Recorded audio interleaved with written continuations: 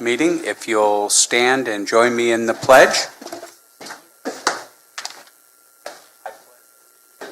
The flag of the United States, to the republic, and one nation, God, indivisible, liberty, and justice for all. Well, good afternoon. If everybody would please silence their cell phones. And we'll go ahead, Dina, roll call vote. Roll call. Councilmember Bolin? Here. Councilmember Culleton? Here. Vice Mayor Jones? Here. Councilmember Tryon? Here. And Mayor Crowder? Here. Thank you. Okay, so item 2A, consider adopting resolution number 2124. I don't know, Kevin, are you, who's? That'd be Kate Anderson. Kate. Turn the microphone on. Okay. So this resolution brought forth is for the CDBG-DR multifamily housing allocation. The same resolution was brought forth in January, and at that time it was estimated at $55 million. And the only change to this resolution is that it is the exact number of $55,900,660. So we just needed a new resolution with the exact dollar amount. We're asking that you accept the resolution. So moved. Comments? Questions? I have no cards on this item. I'll second. Motion by Culleton, seconded by Jones. Roll call vote. Councilmember Bolin? Aye. Councilmember Culleton? Aye. Vice Mayor Jones? Aye. Councilmember Tryon? Aye. And Mayor Crowder? Aye. Thanks, Kate. Item 2B, consider adopting a motion to concur with town staff's recommendation for the town of Paradise to award and execute a professional services agreement with Adams Ashley Group. Kate again. Yes. So this follows up on the last for us to use that $55 million. In April of this year, the town issued an RFP for a consultant to support and build the town's capacity in administering the town's allocation of $55 million.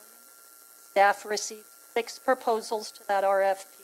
The review panel consisted of 5 staff members, and Adams Ashby Group Inc. had rated the highest. Adams Ashby has extensive experience implementing projects and programs with HCD and in particular the funds. And currently, they are assisting Clear Lake, Lakeport County, and Nevada County with the exact same program for the 2017 funds. So they're quite experienced.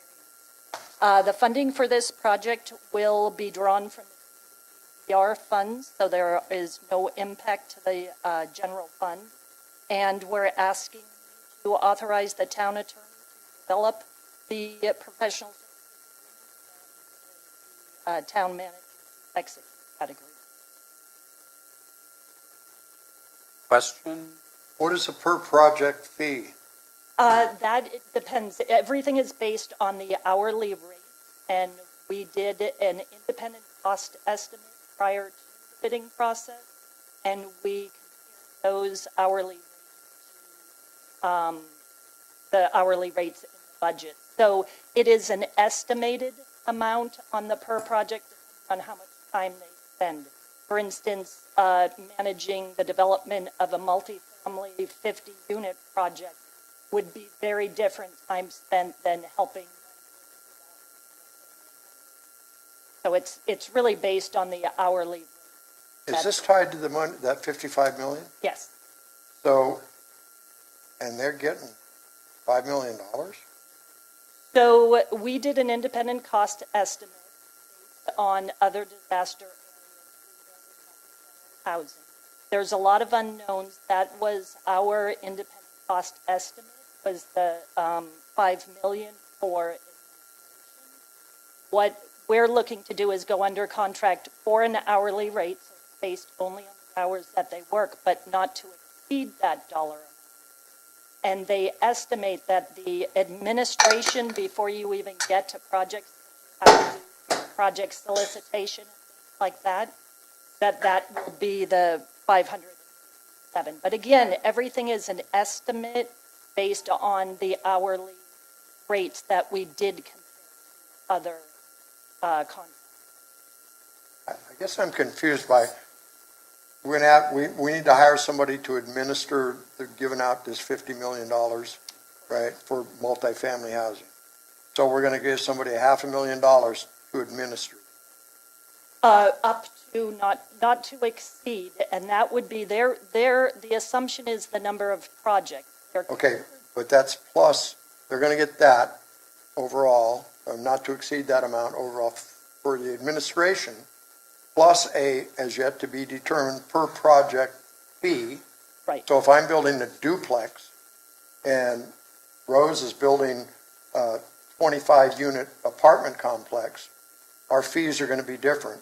So they're gonna get the $500,000 up to $500,000 just as a program administrator, plus every project that there's awarded money, they will get a piece of that money. And it's not so much a piece of as much as the hourly rate. So the hourly rate for their services is $150 for the principal and the project manager, Okay. and $85 per hour for the supportive staff, people who come in. I guess what confuses me is that, let's say I have a piece of vacant land and I'm gonna qualify for this grant. This is grant money. So, I'm gonna build a duplex or a fourplex. I'm gonna have to get plans drawn. I'm gonna have to pay the engineering. I can use the money for that. Then I'm gonna come to the town with all of that stuff and I'm gonna put it at the brick and I'm gonna pay the fees to the town to do the plan check, to do all the stuff that has to go with that. What are these people getting paid for? So actually, the process is a little bit different than what you described. So these folks, we have to follow federal policy, so we have to solicit for projects, and they will be helping us meet all of the federal procurement Okay. policies, but there will be an RFP for project. So you, as someone interested, would apply under a solicitation to build a project. And that would be based on the policies set forth. So when you do that, the consultants, with guidance from the town, will look at all of the different projects, propose to the state which projects fit the guidelines, and then the state will determine which projects to move forward with. This company will then ensure that all federal regulations are met on these projects, labor compliance, environmental, a lot of. So they will ensure that everything is done correctly throughout, from the beginning of the project all the way to the construction of the Yeah. project, and even close out and monitor.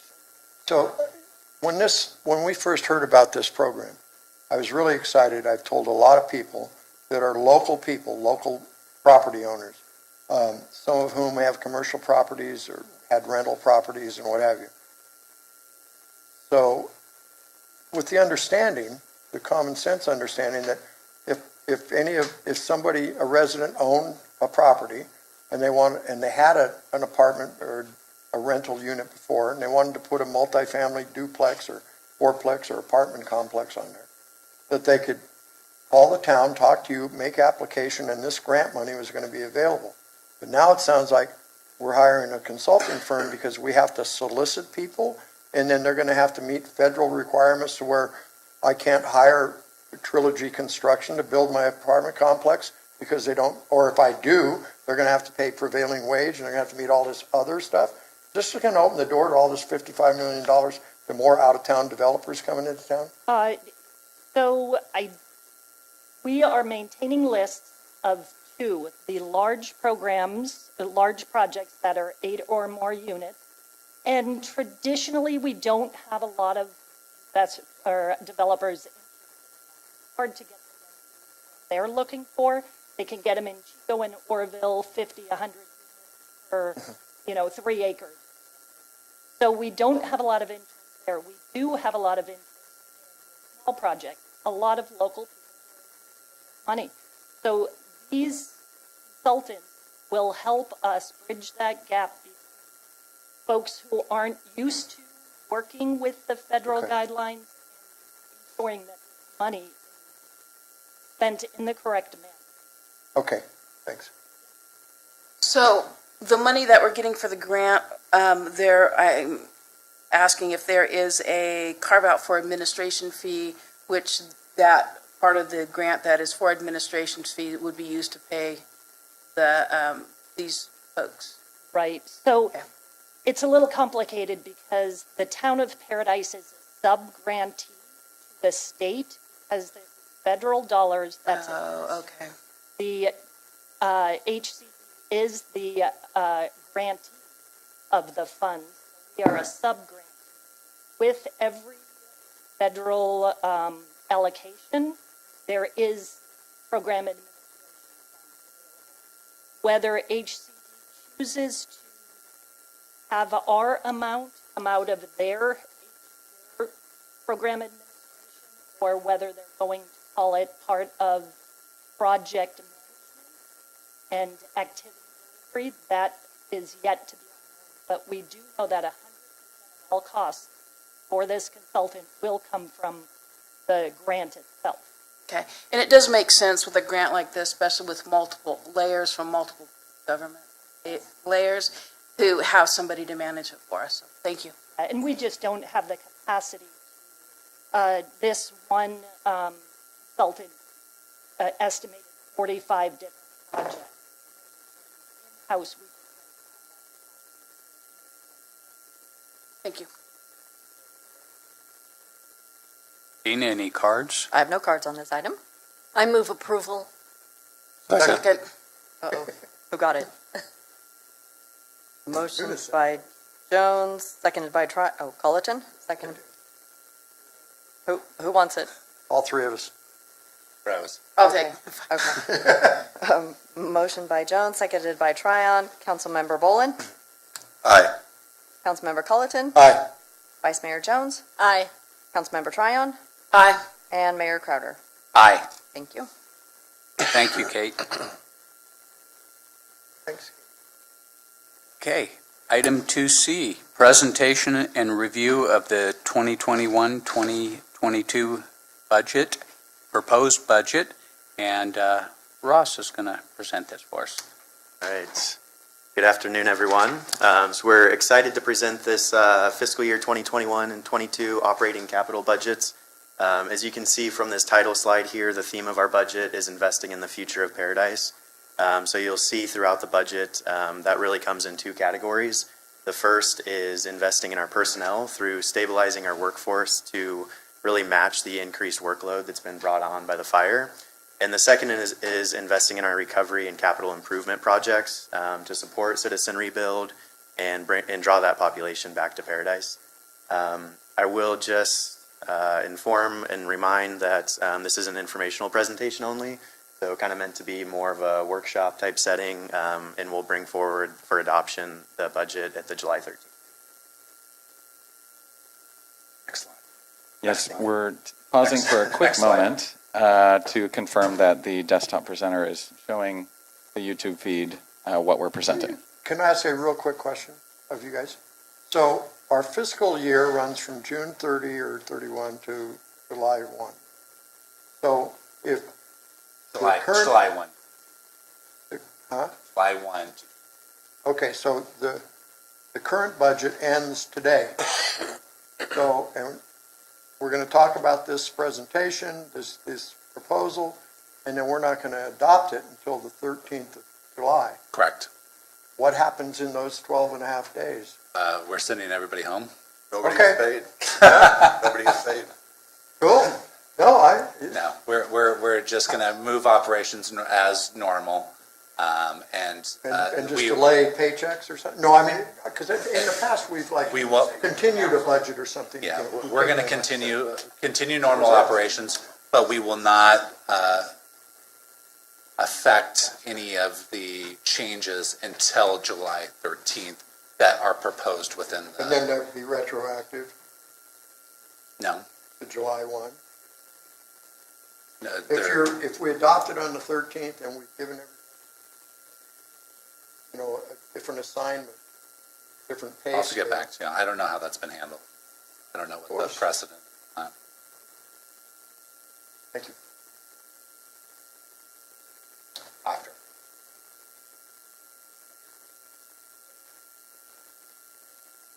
I just got clarification. It would be effective the 14th. The when? The 14th. After adoption, Okay. if it was adopted.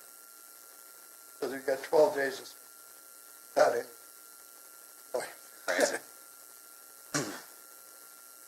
All right, so just an overview of what we're going to cover this afternoon. We'll go through kind of a high-level organizational review, looking at a funding overview of the town's general fund, the PG&E settlement fund, and then the breakout from the general fund of Measure V.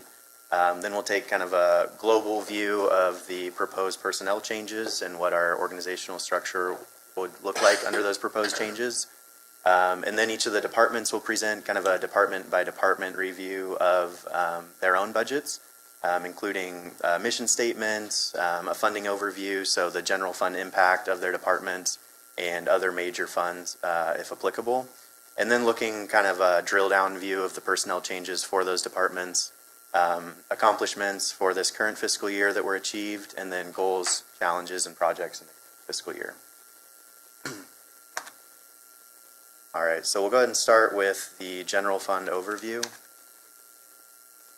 So this is just a look back at the last 2 fiscal years as compared to our proposed budget. A couple things that I think are really important to point out here is that our property tax revenues have been backfilled by the state of California for the last 2.5 years since the Camp Fire. The current fiscal year is the last year of property tax revenue backfill, so that's where you'll see that drop off in our proposed budget. Similarly, our business interruption insurance claims have helped compensate for some of our lost revenues since the fire. Again, the current fiscal year is the last year of insurance proceeds that we'll be receiving for these lost revenues. So that's where we're really looking to that PG&E settlement fund to transfer over to the general fund to basically help fund operations and make up for that lost revenue. The other thing that I think is important to point out here is that kind of bottom line number. So the general fund has been operating at a little bit of a loss the last couple of years. And in that last column to the right, you can see that we're actually going to be correcting that and balancing the general fund through the transfer from that PG&E settlement fund. And the last thing that I will point out is that little bit of a net income number of $15,405 for this next proposed budget. That just comes from the basically our Measure V fund. So we're proposing a little bit of a increase in revenues, and we're not going to be spending all that money here. So it'll increase that fund balance by about $15,000. All right, and speaking of that transfer from the PG&E settlement fund, I just included here kind of a high-level view of where we're at the start of this fiscal year, as we haven't touched those PG&E settlement funds to date, and this next fiscal year will be the first year that we're actually looking to draw down on some of those funds. So our beginning fund balance here is $219,400,000, and we've projected revenues very conservatively at $800,000. This is the interest revenue on those funds that's projected over the next fiscal year. I think more realistically, we'll definitely be able to beat that number, but in the spirit of conservatism, we're keeping it at that $800,000. And then there's that $9,652,000 that we're projecting to transfer from the fund to basically help compensate for lost revenues and fund operations through this next fiscal year. So not important, but how do you transfer the funds? Is that on a monthly basis, quarterly basis? We'll definitely work that out since we haven't had to transfer Right. them before. Right. Basically, what we'll do is kind of just track our cash flow needs and transfer accordingly, probably every month or so. So there's no issue with them, there's no penalty by taking out multiple times? Nope. Okay. So we have basically half of our funds right now in the local agency investment fund, which is extremely liquid, so we can pull Right. those funds out Okay. next day without any Thank you. penalty. Yep. Problem. And the one thing that I will mention with that transfer number, the 9.6 million, is kind of more of a comfort level figure, which is basically the comparison of that number to what was projected in our fiscal sustainability model that was done by management partners. So that if you remember a couple months ago when that was presented, that model contained multiple rebuild projections. It had kind of a high level, medium level, and low level of growth. So currently what we're seeing through the rebuild since the fire is we're kind of sustained in that medium growth projection. And based on that projection in that sustainability model, that model had projected a transfer need of 9.7 million into the general fund. So that 9.6 million is really just below that figure. And what that means is in that model, under the medium growth scenario, it projected a rebuild of about 25 years and ensured that 80% of that settlement fund would sustain operations through the rebuild of the town. And so since we're coming in a little bit less than that number, what that looks like for this year is basically meeting those expectations that we'll be able to continue operation through the rebuild process. But let me ask you, okay, so right now with $219 million sitting around somewhere, you're projecting a conservative $800,000 of income. Now we're going to pull $9.5 million out of that for this year, and even on that 25-year model, if we take out $1 million, every time we take money out, that's going to reduce revenue on the interest, right? Yep. And how is that fact? Where are we shown that? So that's all built into that fiscal sustainability Okay, model. all right. And I am working with management partners on a final update on that. Unfortunately, we weren't able to prepare that before this meeting. No, it was just, as long as you guys were aware, that just, my pea brain was, wait a minute, you know. Oh, no, yep, If we that's, just spend $9 million a year, it's going to be. and that's all factored into the revenue projections. Yeah, that's a good point.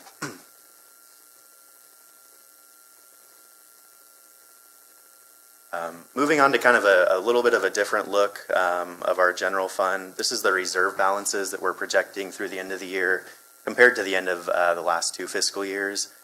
So that first line there is basically funds that are not available to be spent, so non-spendable.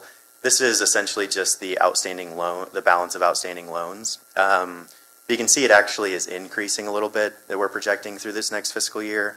And this increase is based on a projected loan that is expected to be needed from the town of Paradise to the successor agency to the redevelopment agency. This is typically the RDA bond payments are made through property tax revenue, and the town basically just acts as a pass-through for those funds to make those debt service payments. Unfortunately, what we're expecting in this next fiscal year with the drop-off of property tax revenues is we're actually falling below the minimum threshold needed to receive those additional property tax revenues. And so what we're expecting is basically the general fund needing to cover those bond payments in the future. And the way that would be structured is basically a loan from the general fund to the successor agency with the understanding that once that tax basis is reached, those loan amounts will be repaid. But we will reach out to our lobbyists and see if we can get help from the state on that. Yeah, we'll see if there's any availability of help on that. Perfect. Thank you.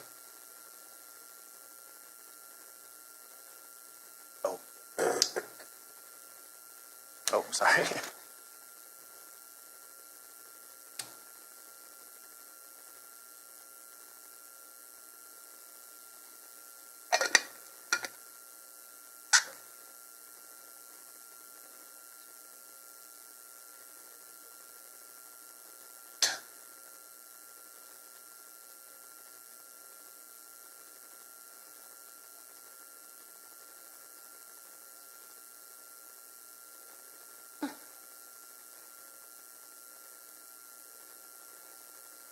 I think, click on that one and tell us. Yep. Thank you. Actually, I think. Who's controlling this? Go with computer audio, and I'll go get mine.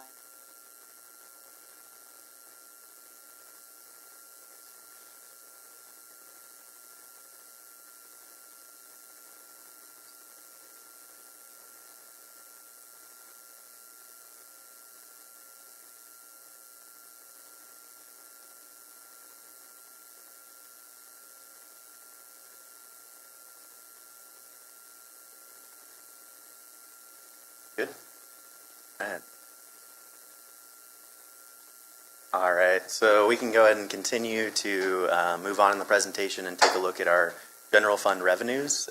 So this includes property taxes, motor vehicle in lieu, sales tax, previously Measure C, that's now Measure V, franchise fees, and transient occupancy taxes.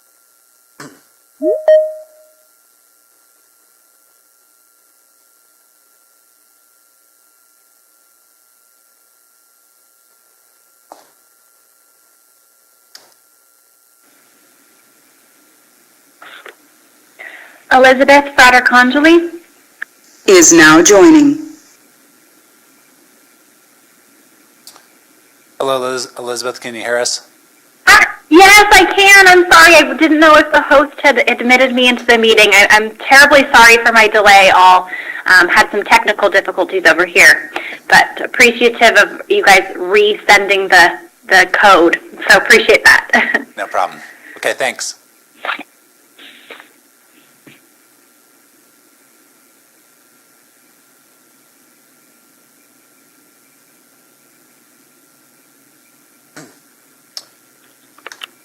So this first kind of chart here is basically a look back of our general fund revenues over the last 7 years. So leading up to fiscal year 2017-18, you can kind of see our property tax revenues have remained fairly consistent as of that point in time, with our Measure C kicking in kind of beginning in 2014 and through the fire. Post-fire, what that orange bar represents is our state backfill revenue, and that dark brown bar is our insurance proceeds for backfill of revenue. So with that dropping off at the end of this fiscal year, that's where that green portion of the bar comes in.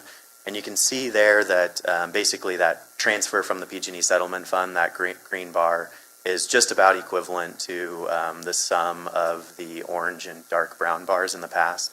So just showing that PG&E settlement fund is basically stepping in to compensate our revenues where the state backfill and insurance proceeds did in the past couple of years. Another way to look at our revenues here is basically general fund revenues by source. So as I'm sure you're all aware, property taxes have historically been kind of our main source of revenues. And that's that first set of bars over there on the far left of the chart. So you can see that's typically hovered around the $5.5 million mark, and it's cut over in half this next fiscal year. That green bar there, that first group of bars. The other kind of major impacted source of revenue is our motor vehicle in lieu that's tied to the property tax revenue. Again, this is kind of typically hovered around the $2.5 million mark and is basically cut over in half this next fiscal year. The two sources of revenues that have actually kind of remained consistent in our budget is sales tax and Measure V. Based on all the commerce from the rebuilding in town, that's actually remaining fairly consistent. And in the case of Measure V, actually increasing compared to the last couple of years based on our current projections.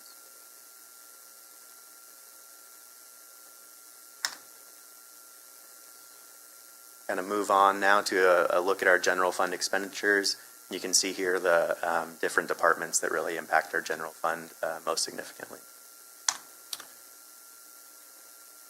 So historically, you can see through this pie graph that through police, fire, and animal control, public safety makes up about 72% of our total general fund impact in our expenditures, with administration kind of the second bulk of the expenses, followed by public works, community development, and other expenses. The majority of these expenses are kind of projected to remain relatively consistent over the next fiscal year, with some jumps in police, community development, and some in public works.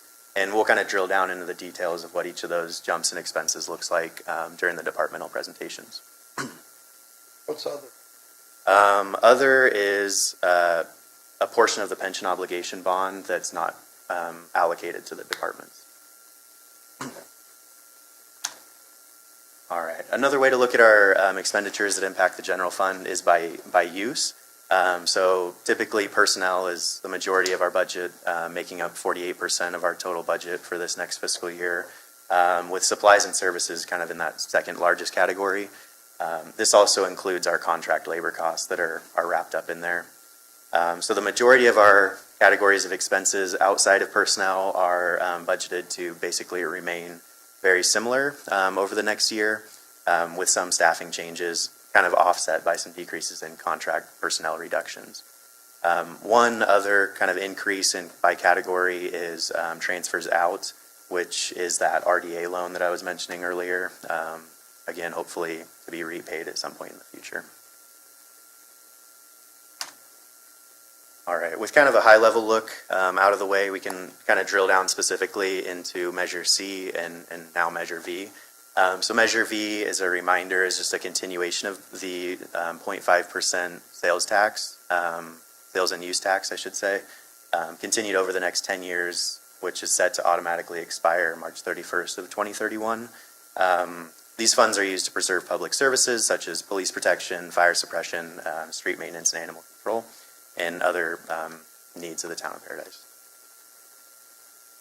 So this is kind of an overview of the expected activity within Measure V over this next fiscal year. So from a continuation of Measure C, that fund actually has a balance of $918,000. We're projecting just over $1 million in revenues over this next fiscal year, for a total funds available of about $1.9 million. Through the projected expenditures and transfers out, we're only projecting to use just over $1 million, leaving a fund balance of $934,000 at the end of this fiscal year, which is about $15,000 greater than what we started with. We can kind of look at the details of what we're budgeting to spend here. So on an overview, the police department utilizes about 50% of our total expenditures, followed by the fire department at 29%, public works and animal control after. All right. So this is the detail of the budgeted expenditures that we're proposing through Measure V. This has been kind of vetted and approved and really supported by the Measure V Oversight Committee. So starting out with the fire department, the $250,000 there to maintain the current staffing levels for the CAL FIRE contract. This has been a kind of historical chunk out of that contract that's been supported through Measure V. And then a couple other capital purchases there, purchase of 10 radios and really finalization of the window replacement that was started in the past on Fire Station 81. And then for the police department, this is the biggest chunk of the expenditures that are being proposed, the portable and mobile police radios. That's net of insurance proceeds, as we did receive a little funding from insurance that will be applied toward the total purchase cost. We do have a ask-in through the government to cover these costs. So depending on what happens with that ask, these funds could potentially be spread out and used for other purposes. But we are kind of waiting to see what happens with that before purchasing those radios.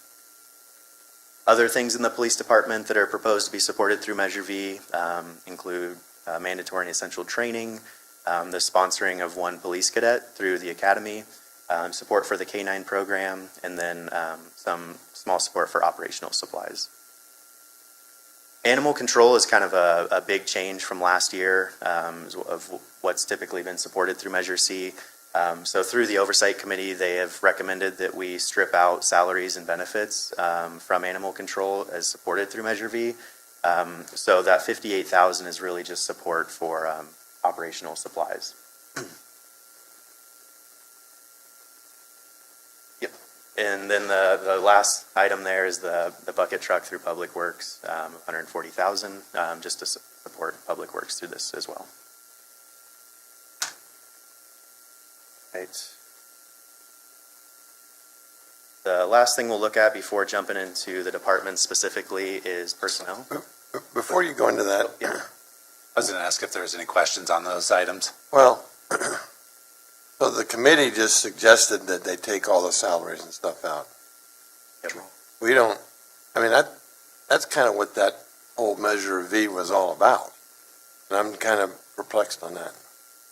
That was the recommendation, and it was a very clear recommendation from the Oversight Committee was that they were informed that that was not going to be part of those expenses when that was passed through the through the citizens. That's No. what was told to us. They said that salaries weren't going to be, That these funds would not pay for salaries and benefits. That's totally incorrect. That's right. We never said that. It pays for salaries in other areas, like the police cadet. I think one year we paid for a detective out of these funds. I don't know where they got that idea. I do. When we passed Measure C initially, part of the deal was it's a general fund tax, but we passed it and we promised the public that we would use it only for these items, which is very clear. And we did indicate at that time, this was around pre the whole crash of the economy, we indicated that it would not be used for town hall raises or payroll or expenses. That Right. was part of the educational thing we did to get Measure C passed. Right. What it meant was we wouldn't give raises to town hall staff. And from the very beginning, the CAL FIRE contract is nothing but salaries and benefits. That's Yes. all it ever is. And we've paid for animal control before. And animal control is a huge want, and it was something we could not afford. It's under the police department budget, something we didn't have enough police officers. We had huge needs in public safety. So one of the things we did is we hired people in animal control. And the other thing that I want to make clear, when we formed the oversight committee, which is part of the sale to get the sales tax passed, was simply an advisory committee. And there was in years past, there was some debate. It's not up to them. What we do is the staff, the manager takes, here's what the proposed budget's going to be and how we're going to spend those funds. It's the staff's decision. It's our decision. And then if they feel that what we're doing is inappropriate, they're the megaphone to the community and to the public. That's their role. Because there was a point in a former town manager who would go there to ask them how we should spend it. That was never their role. Well, And it they was can their make a role. suggestion. It was their role to propose, and they've been very consistent, I think, in their proposals up to this point. Right. This one throws me off. So I think I'd like to see us go back to them. Yeah, we should put it back in there. What I would suggest is it in the best interest of the town to put these salaries in Measure V, or is it in the best interest of the town to have them in the general fund where you currently have them? There's nothing in the measure that says we can't pay these salaries out of Measure V. So the decision should not be made on what this committee said. So, and that was very clear to them. There was because we do have a new committee that was seated, and I think it's 3 members that are new. The remaining are from Measure C. That they are an oversight committee, and that the end result is with the council, and that the council has the ability to really these funds for anything they want. There's actually no restriction on these, and that was made clear to them. I don't think that we're going to go to that extreme, but we did let them know that this was the recommendation. But the council has at the end of the day has the best or the last say on how these funds are spent. It's, in my mind, it's kind of a bad precedent to put these expenses in the general fund, because then it's responsible for them forever.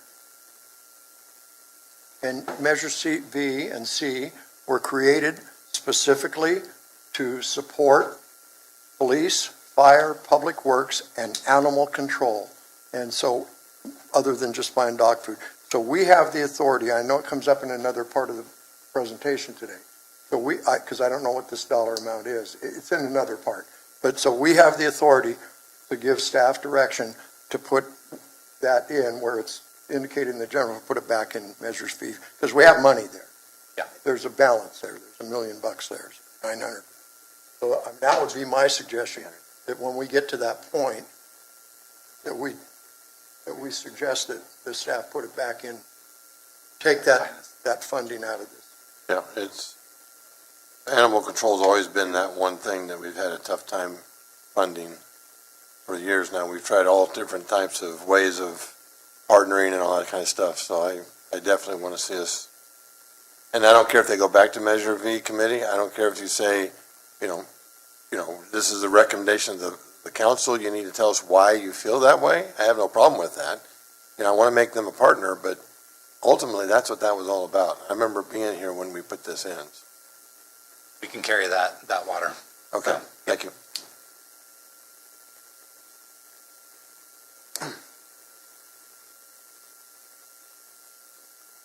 So what does that do, though, to that amount of money that you were later on recommending become out of the general fund? I mean, are you getting direction that we're going to put it back into this fund? So I guess Or are you going to go ask these people if it's okay with them? So maybe we could clarify that. Total salaries and benefits costs for animal control is just over $313,000. Currently, that's basically being transferred from the general. Measure V is kind of a subset of the general fund. So one way or the other, it's coming out of the general fund. I guess it would be just out of which pot of money that's preferred to be taken out of. I would say we take it out of Measure V, C, V, whatever, and, but I still would like to go back to that committee. I don't care if we do it before or after. I still go back to them and say, this is the recommendation, this is where the council's going. Why is it that you felt, because they need to have clarification. Going forward, they need to be on the same page, because I don't want them going out there saying they're doing this and they're not doing it properly and they're spending money they shouldn't be spending. So to me, it's important for them to be on the same page with us. I think, Greg, sorry, Steve, I think it comes from that initial Measure C sale, when we were trying to convince the public to approve a 50-cent sales tax. And what we, in that, it's not written in the thing, but in the presentation to the community to get the votes, we promised that we'd only spend it on these 4 areas, and we promised that we would not use it for town hall salaries. Right. So that's where they got it from, because of that. But I want them to come to that understanding themselves. I don't, I Yeah, can tell them that, but they need to see that and understand. So And- Kevin, And the public needs to understand that, because that was a huge issue when that was proposed, that it would not be used. I don't recall town hall salaries, but I remember the word salaries. Right. And For any area other than these 4. I think there's a lot of confusion there, and I think we need to make that straight, because we've done a great job of keeping our word on Measure C, and the public needs to know we are still keeping our word with Measure C and not be confused Right. by this. Well, I think they need to understand that CAL FIRE contracts, that is, That's all it is. That's We've what that is. always spent it on salaries and benefits. We Well, have always spent it it, fits that, so, anyway. but just, you're I don't right, wanna beat this to Judy, death. just in those 4 areas. That was what it was limited. Whatever their needs were, and it was whatever the needs were in those 4 areas, that's where the money was spent. so Kevin, what do you need from us at this point to be able to put this, to have the animal control salaries come back out of Measure VC? Direction seems to be given that you would like that transfer back in. And as So be it. as the proposed budget comes back in July, that change will. Pretty much. Yep, I'll make that change and bring it back in July. Thank you for that. Alrighty. Move on to personnel. So this first slide here is just kind of our proposed organizational chart for this next fiscal year.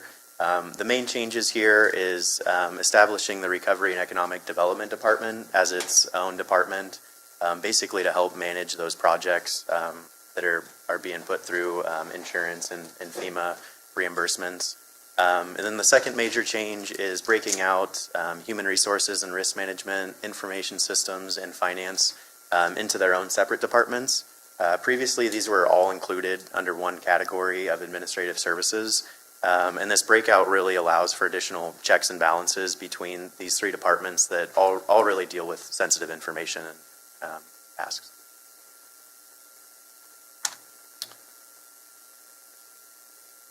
These next 2 slides basically present the full-time equivalent employees This first slide here is employees only, so employees that are directly hired by the town that are not contracted employees. The next slide will show the contracted employees. But I included this 2008 and 2009 number in here just as kind of a baseline to understand where we were kind of pre-fire. So pre-fire, we were right around 110 employees, 81 of them coming out of the general fund and 28, 3/4 from other funds. As you can see, kind of post-fire, we're hovering right around that 62 full-time equivalent number. And I think what we've seen is that staffing level is kind of unsustainable in supporting the workload that we've seen post-fire. And that is where we have currently we have contracted employees, and we're proposing to basically change that and hiring just under 20 full-time equivalents for this next fiscal year. And what this is proposed as is basically minimum staffing levels for the foreseeable future to support the operations based on the workload that we're seeing post-fire.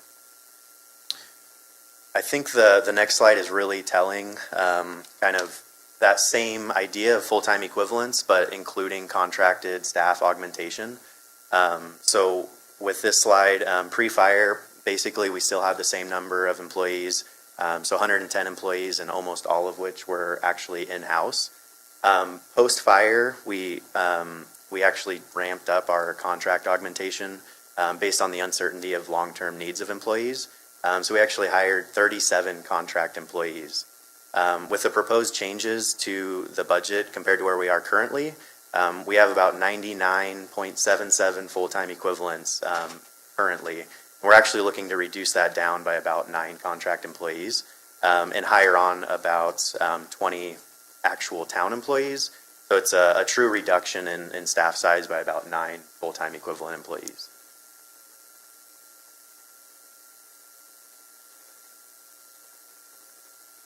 So the numbers here can you go back to that? This one here.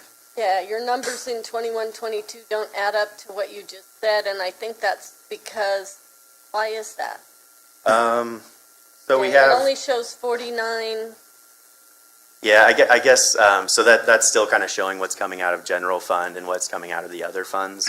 It doesn't differentiate between contract versus non-contract employees. So really, we're proposing 9 contract employees. I know it's not shown on that chart. We'll kind of look at the details here in a second, but 9 contract employees with the remainder of those 81.8 employees being actual town employees. What are the other funds? The other funds are things like building, safety and wastewater services, our recovery and The enterprise funds? Is that what those are? enterprise funds. Okay. Yep, exactly. So do you have something that shows us contract employees compared to staff further in? I can show you that. It'll be outside of this slideshow, but Yeah, that would be important, I think. okay. And also, with the elimination of some of the contract employees, the offset of what's going to be saved with them going as opposed to who we're hiring. Yep, and we'll kind of look at that on an individual basis as far as how that impacts the departments. I don't have that specific number on a total at this point, though. I can bring that back, though. Okay.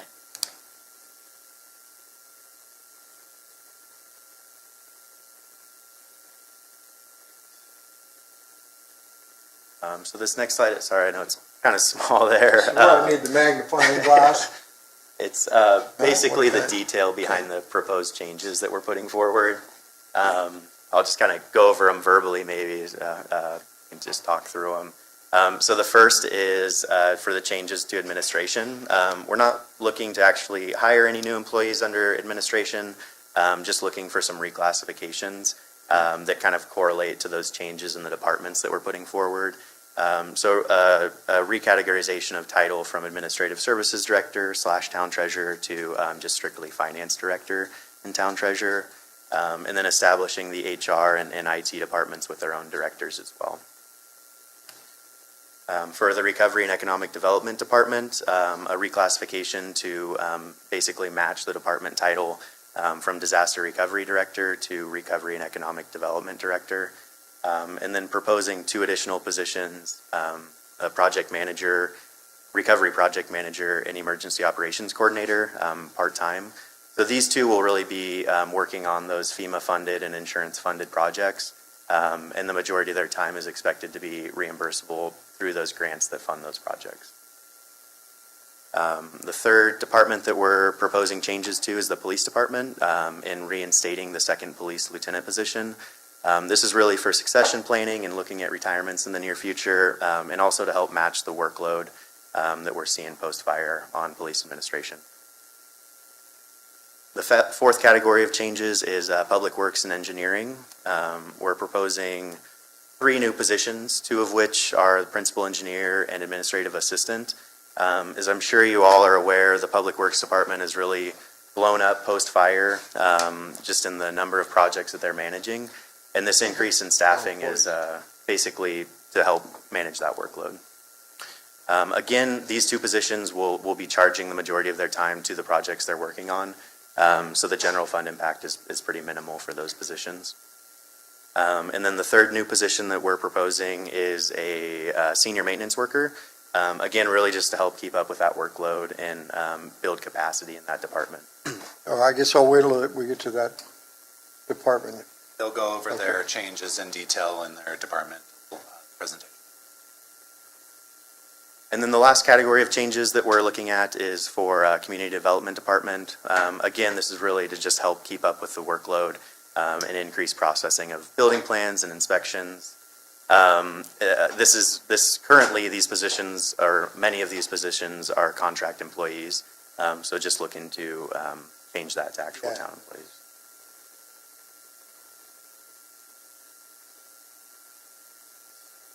That about covers it for the high-level overview town-wide. If there's not any further questions on that, we can kind of jump into the departments if everyone's ready. We'll go ahead and start with my department and yes, Kevin's department as well, and looking at town management and administrative services.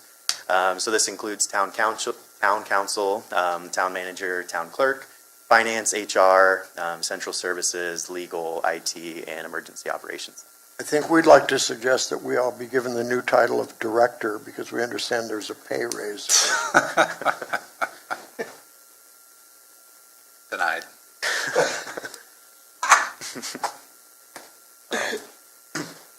All right. So basically all those departments that I just listed are pretty much fully funded through the general fund. So this chart here just shows the general fund impact cost-wise of all those departments. So as you can see in those last 2 bars to the right, our total general fund impact for administration is remaining relatively consistent. But within the different categories that make up administration, there's actually some fairly significant changes. So basically year to year, looking at last year to this current budget, we're proposing just a $50,000 increase in total cost. The breakdown behind that cost is this last year we had a purchase of some land for the fire department and public works facilities that we're planning to put there. That was about $200,000 that was spent last year that's not expected to be incurred this next year. We're also expecting to have a reduction in our legal expenses moving forward. There was a lot of legal costs incurred post-fire and working through our PG&E settlement and kind of other issues. And then the last kind of reduction in cost is about $155,000 in the town manager position. This was kind of just based on turnover in that position and increased costs related to that in the past couple of. With that, there's about a $550,000 cost savings that we're expecting from this last year in those 3 categories. However, there is an offset of additional costs moving forward. The first of which is in our central services, which is primarily our insurance costs are going up this next year. Unfortunately, it's somewhat avoidable and I think kind of expected. So those costs are actually projected to go up about 20% compared to our prior year. And then the other 2 categories that are increasing is what I mentioned previously, the loan to the successor agency, to the RDA, to compensate for that decrease in property tax revenues that are typically used to pay the outstanding bond debt service payments. And then the last increase is in animal control, which I think we addressed previously, that'll be stripped out and funded through Measure V. So the 20%, I mean, everybody's insurance is going up a little bit. Is that industry-wide, or is that solely because of Paradise being Paradise? So from the pool that we're in with 12 or 15 different cities, that's gone up across that pool. And from what I understand, that's gone up kind of. So it's industry-wide, or it's citywide? And That's, okay. yeah, that's my understanding. Okay, thank you.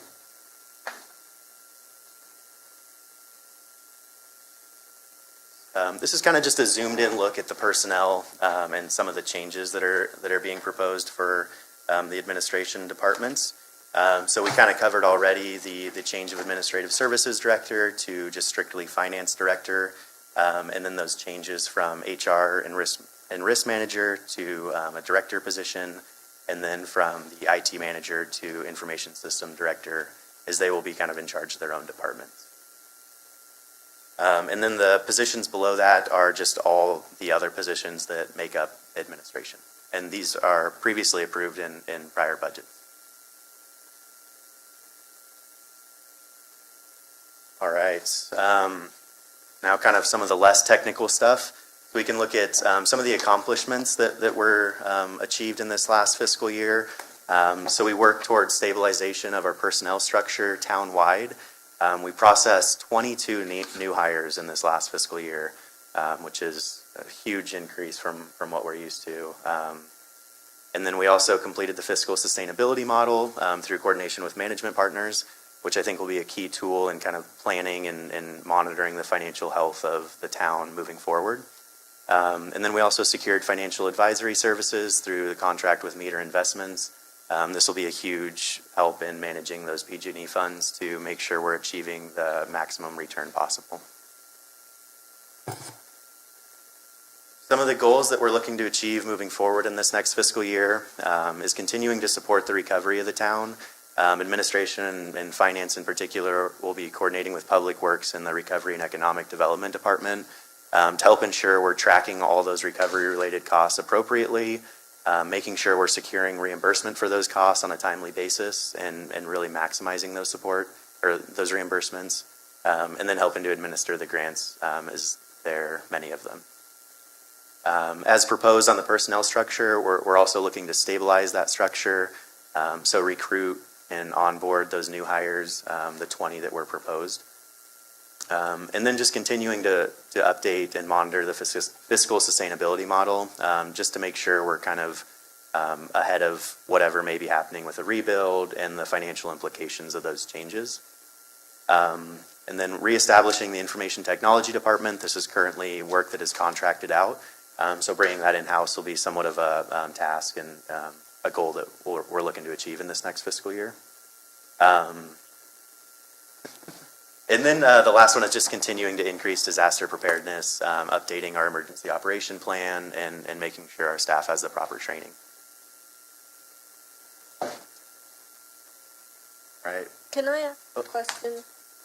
I would assume that the system here would fit under this department. What is the news about getting this? Any news?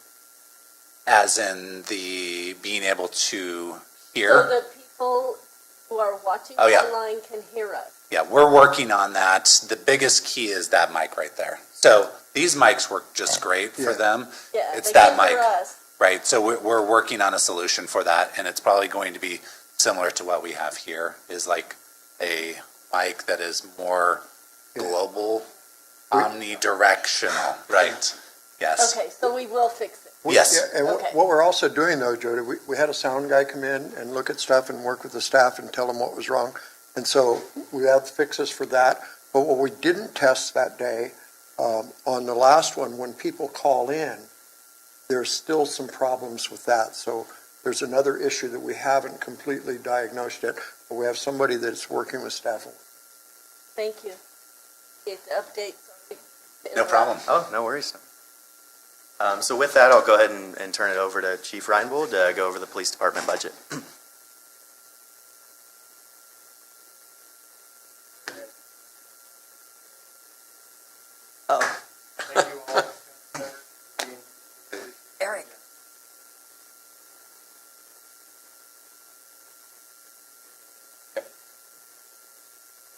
No, it's gonna be less than 5 minutes. Why don't we move that microphone over here? It doesn't work. There's a concept. Oh, we got it. What is it?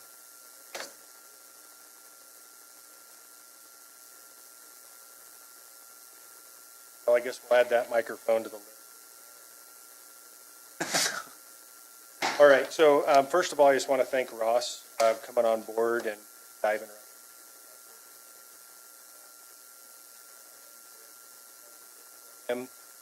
He's very understanding. He understands our needs and asks. Thank you. So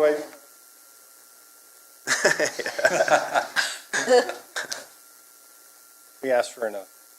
So I'm not going to read our entire department mission statement, but I picked out a few points. So the police department works daily to serve the members of our community while striving for excellence in all that we do. We strive to vigorously and professionally pursue those who commit crimes and be sensitive and empathetic to those who have been victimized.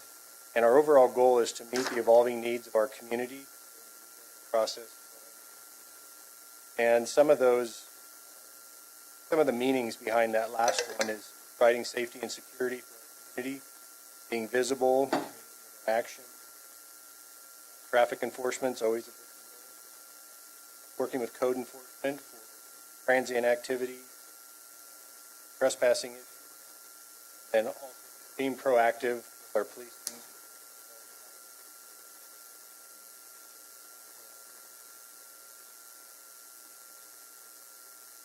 All right, so this bar graph shows historical budgets over the last several years, starting in 2015.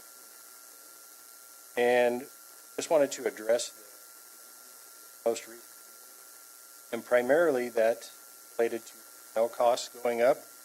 But having said that, we have filled a couple of additional naturally.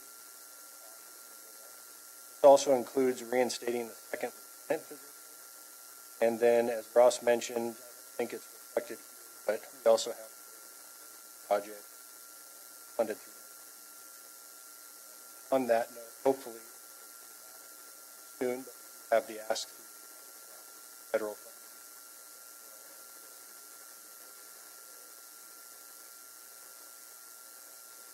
If that's the case, that'd be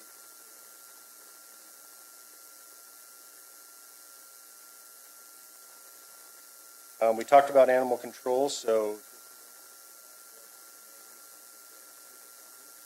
but I think what's important to take note is Measure N is projected to bring in about $120,000, $1 per parcel per month special tax. Then had stripped out was operating costs.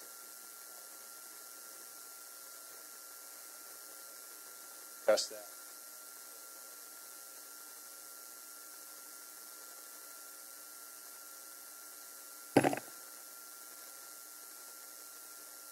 Can you guys hear me? Now, What? Okay, so department personnel.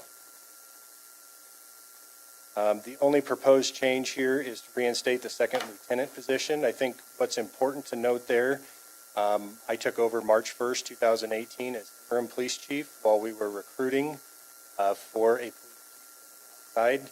And ultimately what ended up happening was September 17th, 2018, I was sworn in as the permanent chief. And just prior to the fire, we had dates set for interviews to fill my position that was created by the promotion. And haven't gotten back to that until now.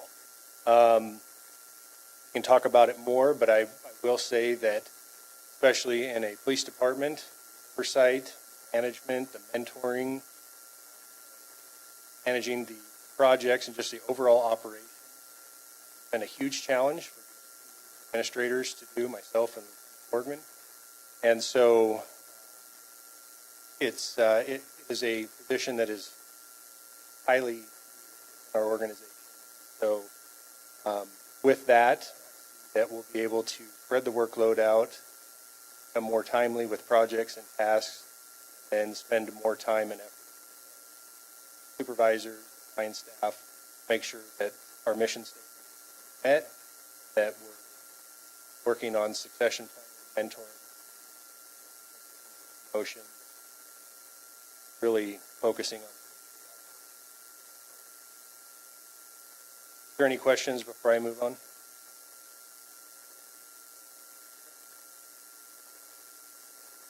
So highlighted some of our accomplishments over this last year.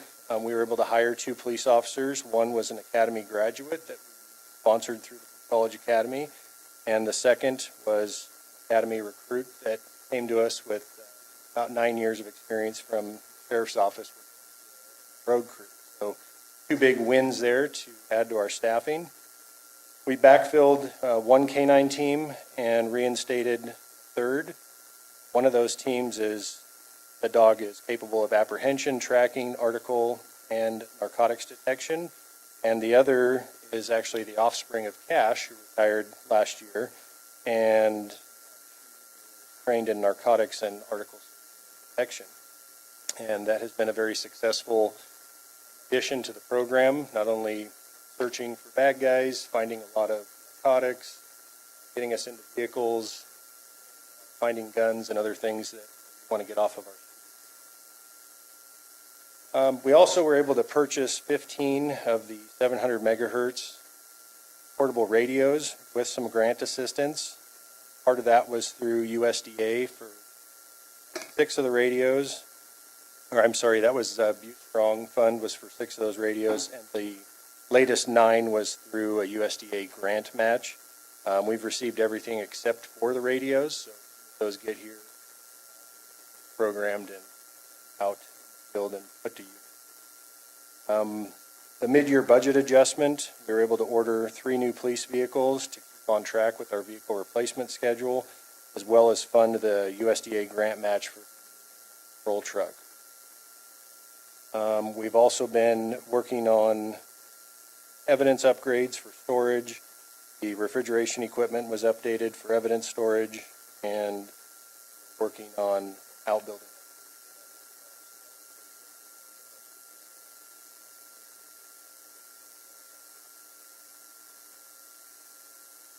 So our goals is to restore the 2nd lieutenant position and replace our radio infrastructure, remaining equipment that was rendered inoperable by the campfire, implement the long-term dispatch plan, which we're still working through. We had an outside consultant come in and conduct a study, so we're taking information from that process, putting together a committee and being able to present options to council, hopefully within the next couple of weeks. Another goal this year would be to replace our in-car cameras as well as body cameras. I don't think anybody can argue that body cameras today are standard equipment that citizens expect us to have. And then we have kind of a heavy lift when it comes to training because of staffing issues right after the fire and then COVID. We're backlogged on mandatory and essential training.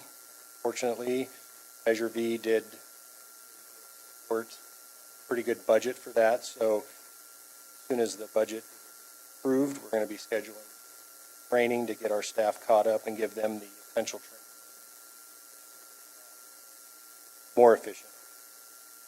And then to continue the replacement schedule of Department V. What's the life expectancy of body cams, if, barring an accident or something?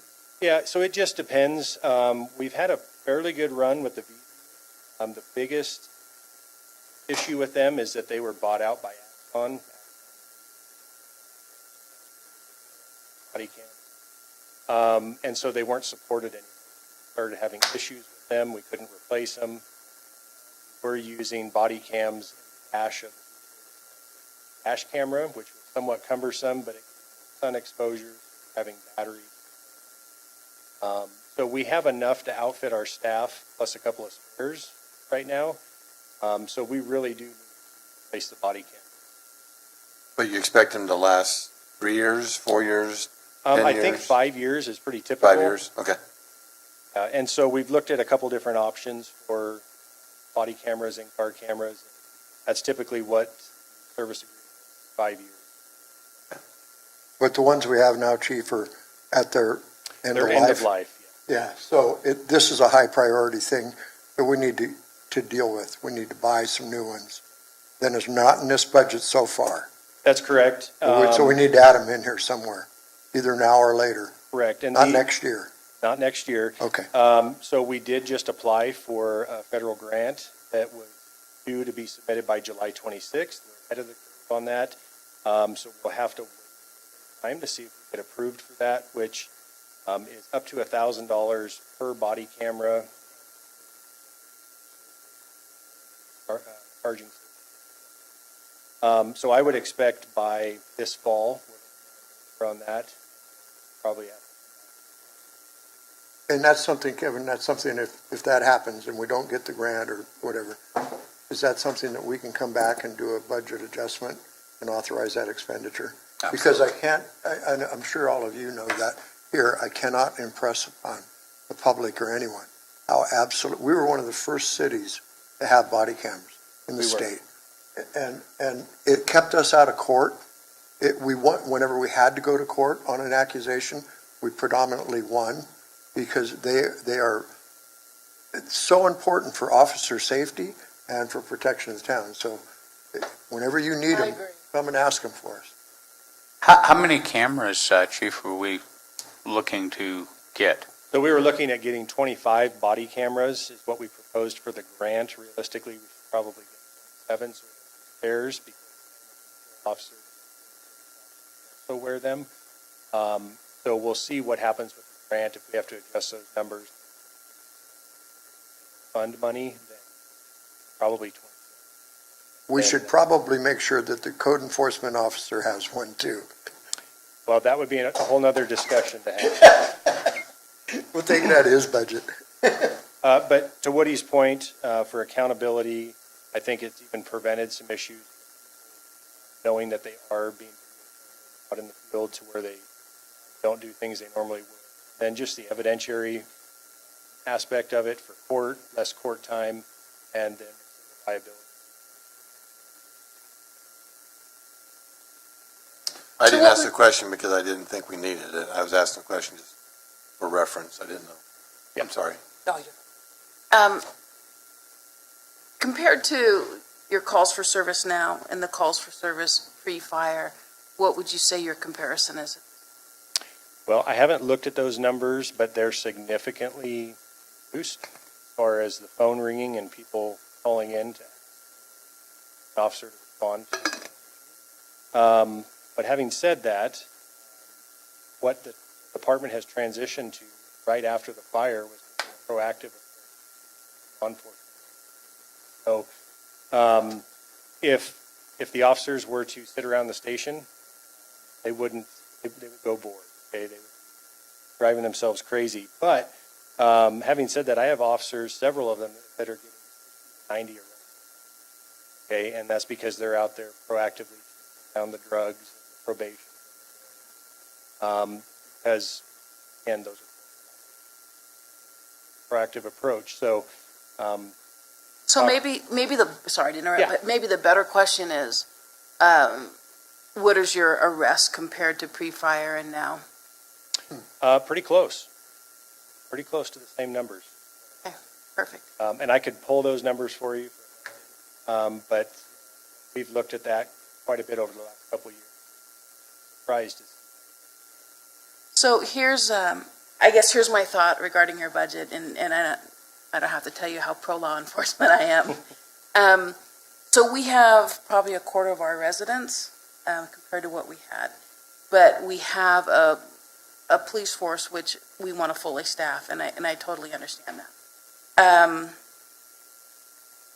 I think that probably prior to the fire we were understaffed, so there's this sort of this line of we need to get to where we should have been to begin with and then move forward with the town.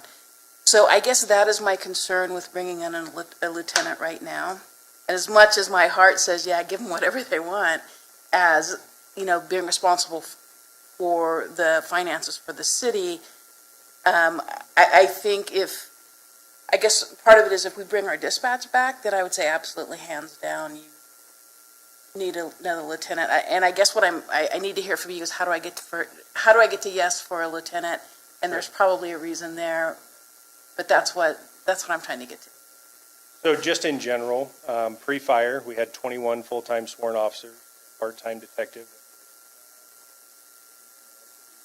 and we were short.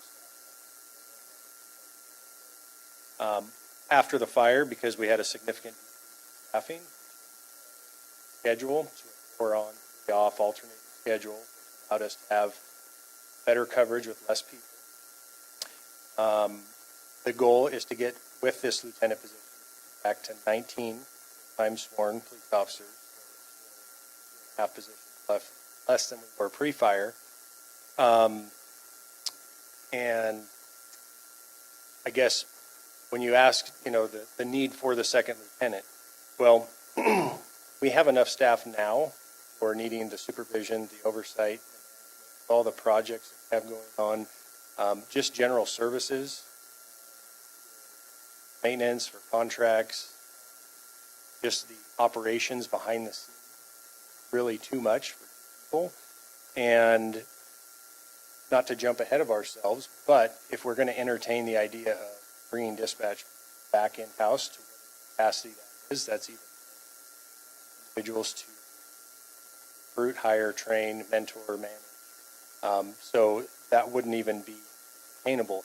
The other point, as Ross mentioned too, succession planning, retirements. Lieutenant Borgman has about half year. You bring somebody into middle management, a lot of information they need to absorb. There's historical information passed along, and not something that ramp up in 4 months. And then also, I think one big thing to the fact that we don't want to be behind the curve. We all knew that criminal activity calls for service, that we're going to come back quickly. That trend already. As far as overall staffing, the goal is to have a sergeant and 2 officers on shift. 3 staffing really is minimum. Arrest somebody, then you have 2 officers on officers.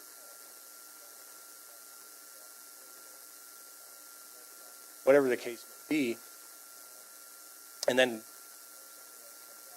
time frame on. So really 3 historically has manageable. I hopefully I've convinced you in a roundabout way, but I think long-term planning, and the council in the past has spoken very clear about wanting our department. They want the department, the service that we give them, and in order to keep moving into the future, covering fire. I think what you said Thank you, at the Chief. beginning, where before fire, it was reactive. That is Totally. so true. Totally reactive. So we were behind the curve as far as staffing before. And I do appreciate the fact that we are more proactive now. And I'm very supportive of moving forward with that position. And I gotta say, I am so proud of the job you guys are doing. And what I hear and what I love to hear is from the residents that live in the county say, God, we wish we had your police department. Yeah, it's good. Hear it a lot, and it really makes us proud, so thank you.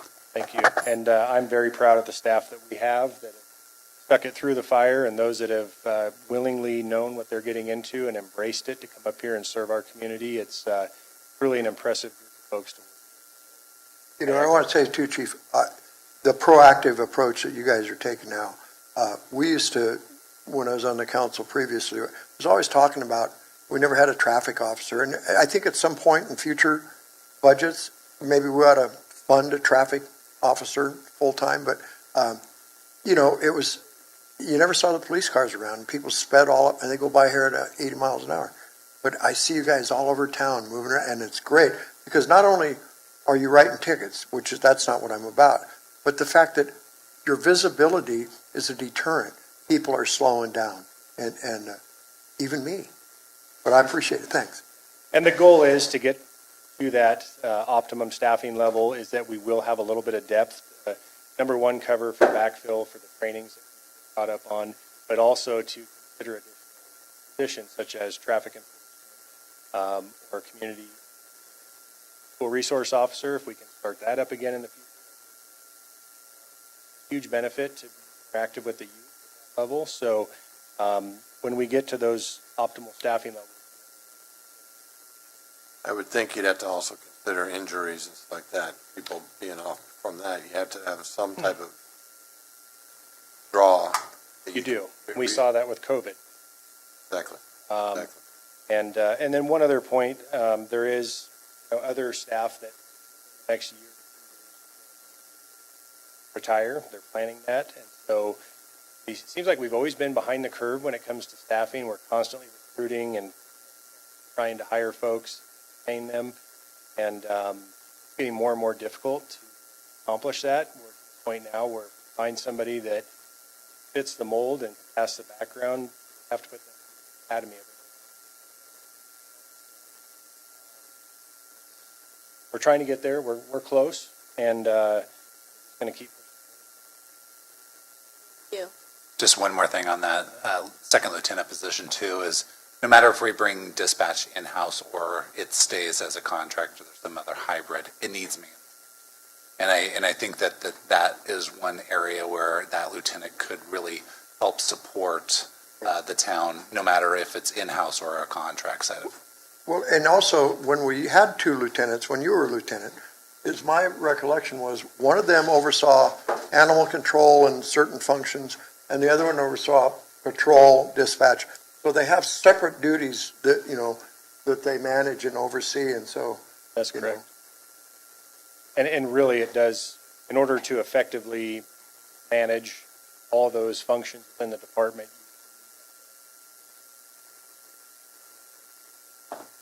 So department challenges, or I'm sorry. So, again, department challenges, increasing difficulty with recruitment of qualified personnel to positions, specifically with the police officers, and trying to recruit. We've been fortunate to have a sign-on bonus for some time now for lateral police officers. Fortunate to get Sergeant Kovacs to come on board with us, but whether it's people being secure in their positions, longevity, retirement being different, whatever the case may be, a lot of people aren't willing to leave a good solid position lateral. We are unfortunately looking at entry level or with some experience. And then again, maintaining the flow of the police department, campfire recovery projects. Again, hoping that second lieutenant position gets restored to be able to get more of that done. Really, the last challenge is just to stay up on the equipment, avoid getting behind. With that, I think your 5 minutes is up. my 5 minutes is up. I'm just kidding. Kidding. That's good. All right. Thank you. Thank you so much. So, since you use so much time, we can skip the fire department. I think they want their time too.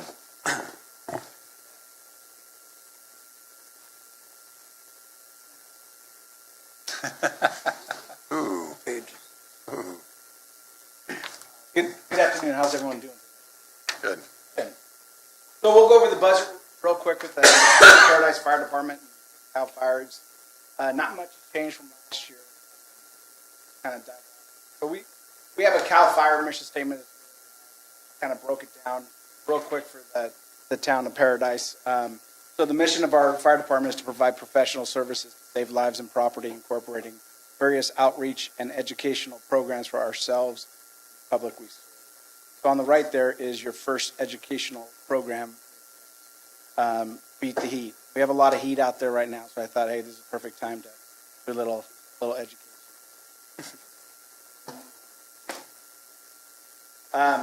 Here's the kind of like with the police chief comparison from the last 7 years. What gets spent fire side, including with CAL FIRE. You'll see the percentages kind of fluctuate. Number of reasons.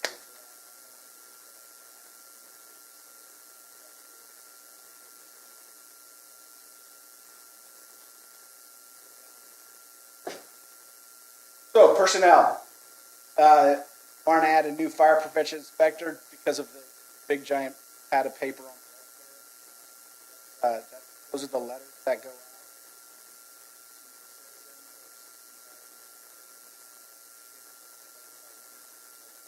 Last year we had 2 firefighter to inspection. This year the fire engines. Last year I brought a program, program, town-based inspection. Fire engines have them on inspection, transmit.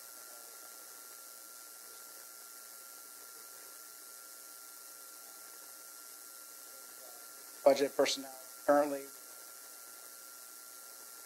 inspector.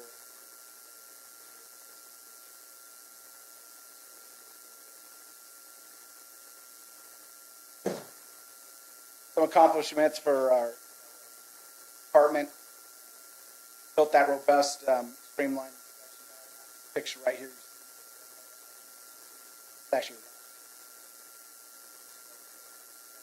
a couple outlines. Property passed it. This year,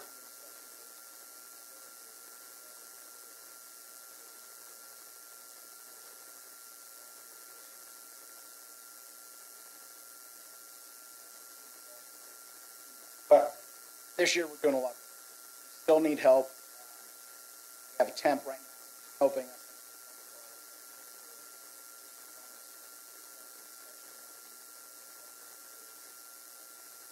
Cleared the board.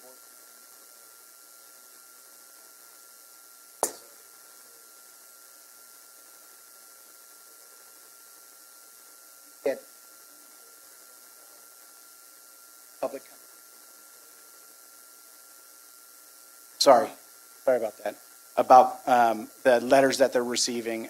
We're educating them the best we can to explain to them ordinances that we're requiring them property. We obtained and built a new utility backup chief's rig, which is the picture right there, the white board up there. That was the one that was donated by a couple individuals.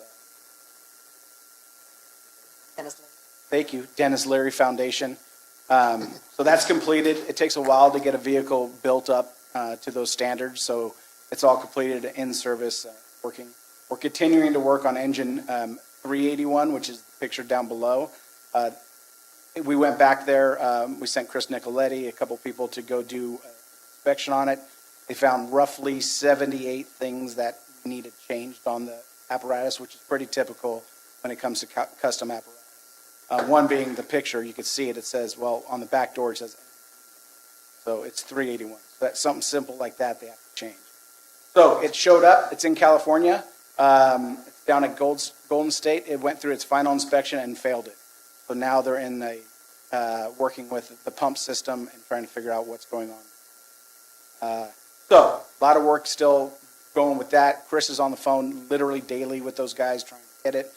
As I walked in, he called me, gave me an update, and still working on it. Time frame. Once it gets here, there'll be a big push to get equipment on it, to get it in service. The equipment is bought and stored, and we're ready. Kind of hoping to get it as quick as possible, as we all know, fire season. Some other accomplishments we've gotten. Some of our guys, our firefighters, are promoting, so that's good for them. That's a great accomplishment on their part. makes more work for us because now we bring in new hires and we got to do training and stuff, and everything's going good. The new hires we're getting, firefighter-wise, are being pushed to their limits right now by my captains and my engineers, quality firefighters here. Fun watching. Some of the goals we're looking at here, we're going to have the removal of the training tower. It's outdated, pretty dangerous to be very rotted out. Comes down. So we're working on getting that removed of it. We're going to be replacing an old utility vehicle with basically the exact same vehicle you saw in the picture before, white truck. Hopefully we can retain an architect and start working on the design of stations. Start pushing our way through that of the town. Replace the old and outdated radios. So those radios, this is the new utility. We're able to purchase one of the new radios. The radio on the bottom there of that picture, high-tech, 5,000 channel. The one above it is Kenwood, and that's what I have in my vehicle, which I love, but they don't make them anymore, and they're not being serviced. Pretty typical with kind of. So we're working on getting that all done. All the engines will have to have it. All the vehicles will have to have them. Good radio. We'll have to start working on it. They're the priority. Eat the mic. Oh, didn't say that. I'm done. That's all I have. Any questions? Yeah. Yeah. So, we own the equipment? Yes, sir. Okay, so these radios, like the tower taken down, that's something we're gonna be doing? Yes, sir. Okay, so none of this stuff that you showed us is, This is the only thing we have is we're just paying for your labor, personnel. That's correct. Okay. I mean, there is some smaller things in there, but yeah, it's Okay, 98%, 99% personnel dollars at the CAL FIRE contract. okay. So this budget right here, well, overall, it had that final number you saw was the contract plus the town's budget for the fire department. Okay, so that, we're looking at both. Yeah, Okay, I wish that the was my budget was that question, much yeah, for just trying spending to stuff. figure that part out. Yeah, it's both of them combined. So, and that number, the CAL FIRE contract is actual dollars spent. So you guys get billed quarterly and it's actual dollars. So the contract budget might be big, but you may have savings that come to you. So in that contract on the labor side, so there's some guaranteed labor, like our stations, we have certain staffing levels. That's that are correct. part of that contract 3 guarantee. exchanges. So when you guys are in this mutual aid thing, and when we got fires going on, and people get sound, even when our engines go to another thing, right? I mean, we still have, somebody still backs it, we still have staffing You levels better here. believe it. Yeah. Okay, Yeah. yeah, I just wanted to ask that. Absolutely. Now, I mean, we're not talking, campfire type stuff. That's like way over. Yeah. But normal staffing, if we have to launch one of the engines out of the town, we backfill it instantly. Yeah, because that's what I remember in '08 fires, when we had guys going all over the state, because we make money on that, Absolutely. So, but when we had that done, like we had those, was it OES station, engines came in town to backfill and stuff. Right. Yep. Okay, Hence the reason why we want that new engine here as quick as possible. right. Well, just so the public understands that no matter what happens, that's one of the great things about mutual aid and the fire service, state of California. I remember in '08, watching all of those strike teams coming into town.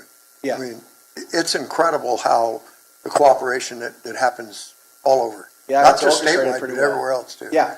So, the new model for the fire stations will be when that new engine comes up, we'll cross-staff those engines, meaning we have the big, big Pierces that are called pavement queens. They don't leave the ground. And then the Type 3s, which are the four-wheel drive engines. So they'll cross-staff. So if it's a vegetation fire, they'll jump on that, save the wear and tear on the big engine, and run that engine. We're going to definitely make sure that one of those Type 3 engines, one of those four-wheel drive, will always stay. So our old fire chief wanted a ladder truck. I don't hear you guys asking for that. No, I'm just kidding. No, we're not asking for that. Not yet. You got to build a building tall enough for one. No, that's the way we're going to avoid that. We just keep the building height limited.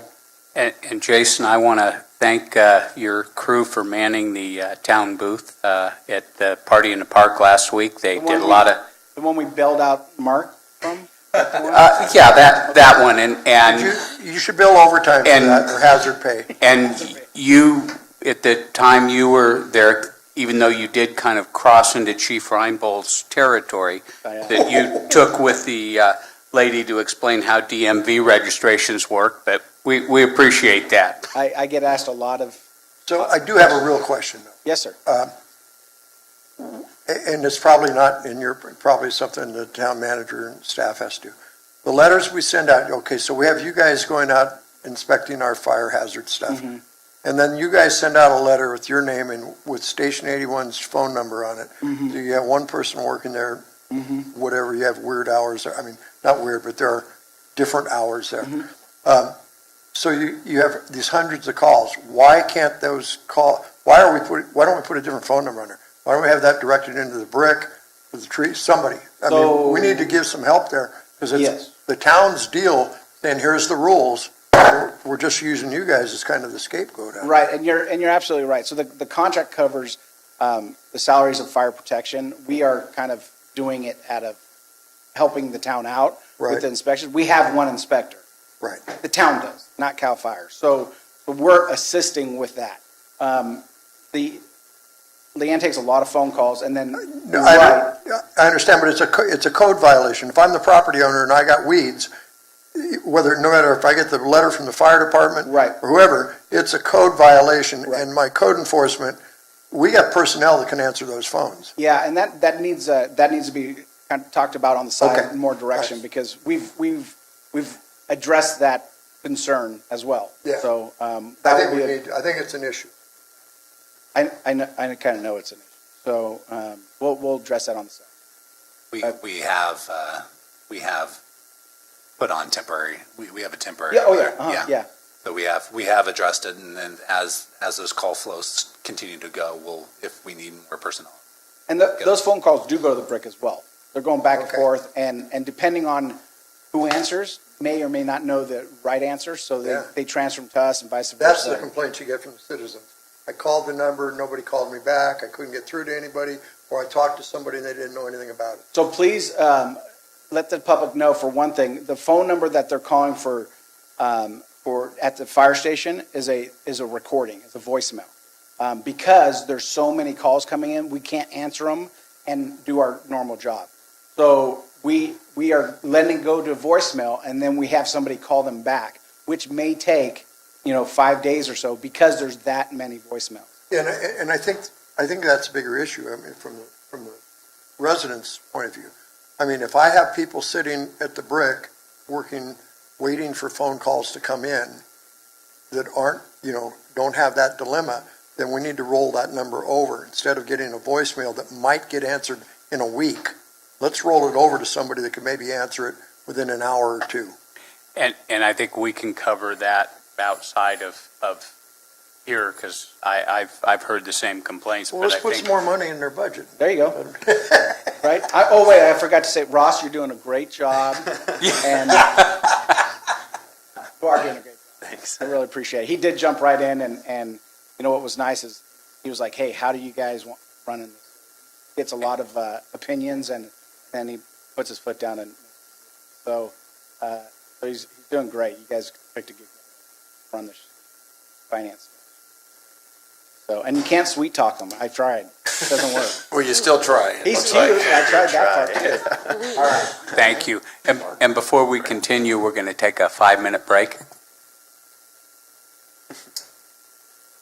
And the clerk is going to replenish our camera supply. Door's locked, so careful.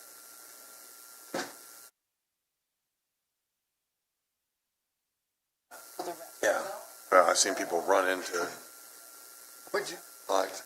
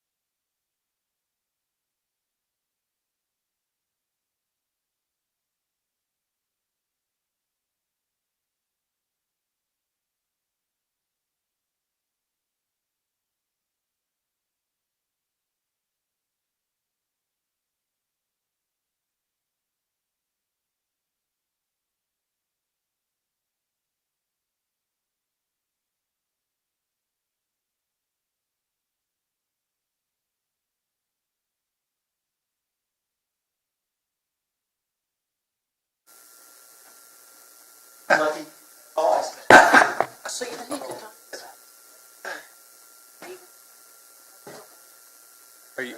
Are you done, social? It was suggested to put a shock collar on you. Yeah, that's the second time I've heard that in the last 5 minutes. Oh, man. You guys are picking on me, man. I got one. I mean, I do have one. Eric's got a muscle, an extra one. They do. So, works. Anyway, Where's HR when you need him? so, okay. Excuse me, we're starting the meeting order, gang. So, Susan, I think you're up. Yes, thank you, Council, and welcome to Community Development. So, Community Development Department, that encompasses the divisions of planning, solid waste, code enforcement, building, wastewater, AVA, and fire prevention. Our department mission statement is, our mission is to serve all persons in a positive and courteous manner and help ensure the town continues to be a healthy, attractive, and enjoyable place to live, work, or visit. We help plan the town's form and character, support community values, promote wise use of resources, and protect public health and safety through the application of building, fire, and zoning codes which support the town's resiliency. The department's activities are covered by 3 major funds: General Fund, an Enterprise Fund, as well as the Abandoned Vehicle Fund. So first we'll start with the General Fund. I'm sure it's very noticeable about the change in funding between this fiscal year that we're closing out right now and next year. But rest assured, the majority of that funding change harkens back to the December council meeting where we approved to bring on direct hire code enforcement staff. So between this year and next year, there's a projected change of about $345,000. Just over $200,000 of that is the code enforcement that was previously approved. So there's a difference of about $145,000 that will come up in the later slides that deal with general fund personnel and planning. The biggest fund that funds the department's operations is the Building Safety and Wastewater Services Enterprise Fund. By being an enterprise fund, that means that all their costs are exclusively financed by their user fees, not through the general fund or the property taxes. There are multiple positions in the department that are fully funded by this enterprise fund, as well as multiple positions across the organization that a percentage of their allocations come from this fund. We are estimating in the next fiscal year to pull about $200,000 out of our reserves to cover for prepaid inspection services. That's what most of those reserves are. They are funds that were prepaid for services that have yet to be fulfilled, such as building inspections. So we'll start dipping into that to cover some of those inspection costs. But overall, we are looking for our revenues to cover our direct expenses. Overall, the fund is and will continue to be very stable, with about 7 months of operating expenses still in reserves. The last fund we have is the Abandoned Vehicle Abatement Services Fund. The town is part of the Butte County AVA Authority, which encompasses Paradise, Biggs, Chico, Oroville, Gridley, and Butte County. These funds which are collected through DMV fees, are dispersed quarterly through the authority based on the percentage of vehicles that we abate out of the total number abated through all of the jurisdictions in the authority, as well as a population allocation. Expenses to this fund include office supplies as well as staff time that is dedicated to the abandoned vehicle abatement processes. At the end of next fiscal year, we still anticipate having a reserve of about $90,000 in that fund. Department personnel. On the bottom half of that slide is our current staffing. We have 14.5 full-time equivalent staff members through direct hire positions right now. In this upcoming fiscal year, we're going to be entering the last year of contracted employee services. And as such, we are taking this opportunity to request 9 additional full-time equivalent staff members. And this is department-wide. Out of those 9 positions, 8 of those are currently filled with contracted or temporary employees. As staff, when we were reviewing which positions to recommend to be brought in-house, we considered positions that were needed and sustainable for at least the next 10 years. Also, we were looking to fill positions that division had pre-fire that have since been vacant in order to just bring us back to a minimum operational standard before the contract expires. Next, we'll look at a breakdown of staffing per division. So first is the biggest. This is building code and fire prevention. On the right-hand side are 2 organizational charts. The left one is where we are currently. The right chart is where we're trying to get to in the next fiscal year. And kind of tucked between the 2 on the bottom, those are off-site contracted services, and we're not proposing any changes with those. You can tell by the green highlights which positions we are currently contracting out. On the left-hand side of the screen are 2 charts, and we'll go over this top one. This is our full-time building staff. Pre-fire, at the height of our construction, we had 7 full-time employees dedicated to the building division. Pre-COVID, so beginning of last year, we had 1 town employee dedicated to building, and that was a permit tech. We had to contract out for the other 18 positions, for a total of 19 in the division. Post-COVID, or what we look like today, is now we have 2 town employees. By bringing on the co-director who acts as our building official, we just doubled that number.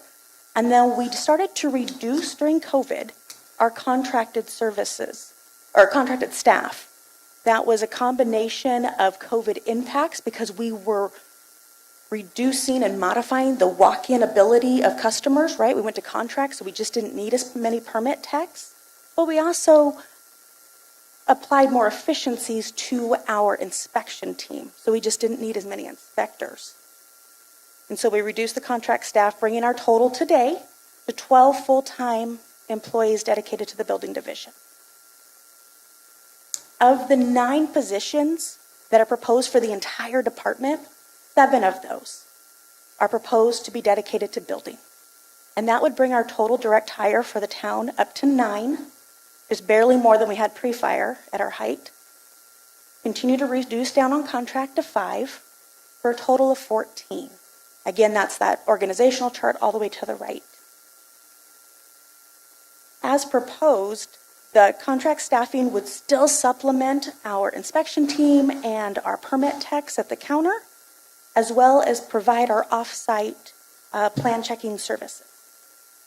The cost analysis for this recommendation.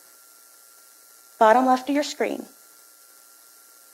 In your budget, it will show you the overall salary and benefit costs for each of these positions. For the 7 positions proposed for building, their total town cost is $554,084. For those same positions that we currently have filled by contract staff, that cost is $1,185,600 for that same full-time equivalent. Understand the town does have a pension obligation for these employees also. This pension obligation number you see here, it's part of our transfers out of the enterprise fund back into the general, and it covers the pension obligation for the entire department. Vehicles and fuel. We do pay mileage for our contract employees. We pay just over $16,000 a year for our 3 full-time inspectors. The town, if we were able to bring on at least 2 full-time building inspectors, which is being proposed, leave 1 as contract, we would need a one-time purchase of 2 additional vehicles. And then we do have an ongoing account of $3,500 allocated for fuel costs for just the building division. So for total, you'll see that the town cost for that staffing is just shy of $750,000. The functional equivalent through contract is $1.2 million. with the potential for a realized savings of $458,700. Keeping in mind, that savings includes us having to buy 2 trucks this first year. We don't have to buy them in subsequent years, so that savings could even be greater. I'm so sorry. Why are we keeping the 5 contract? Is that necessary that? So we know that we can sustain 2 building inspectors in-house at least for 10 years. It's the third. We would rather wait and kind of gauge what's How the happening building before going. we make that trigger. Okay. And then the permit tech, that's the extra that we want to continue. We'll have 2 in-house. We'll continue to use 1 permit tech as contract until we can get a better feel for where our peak is and where we start to kind of even off. It's our contract going forward or existing or whatever for these contract employees. As things change, Yes, sir. our needs change, are we able to alter that? In other words, alter their hours or just say we don't need you anymore? Correct. At any given point? Correct. Okay.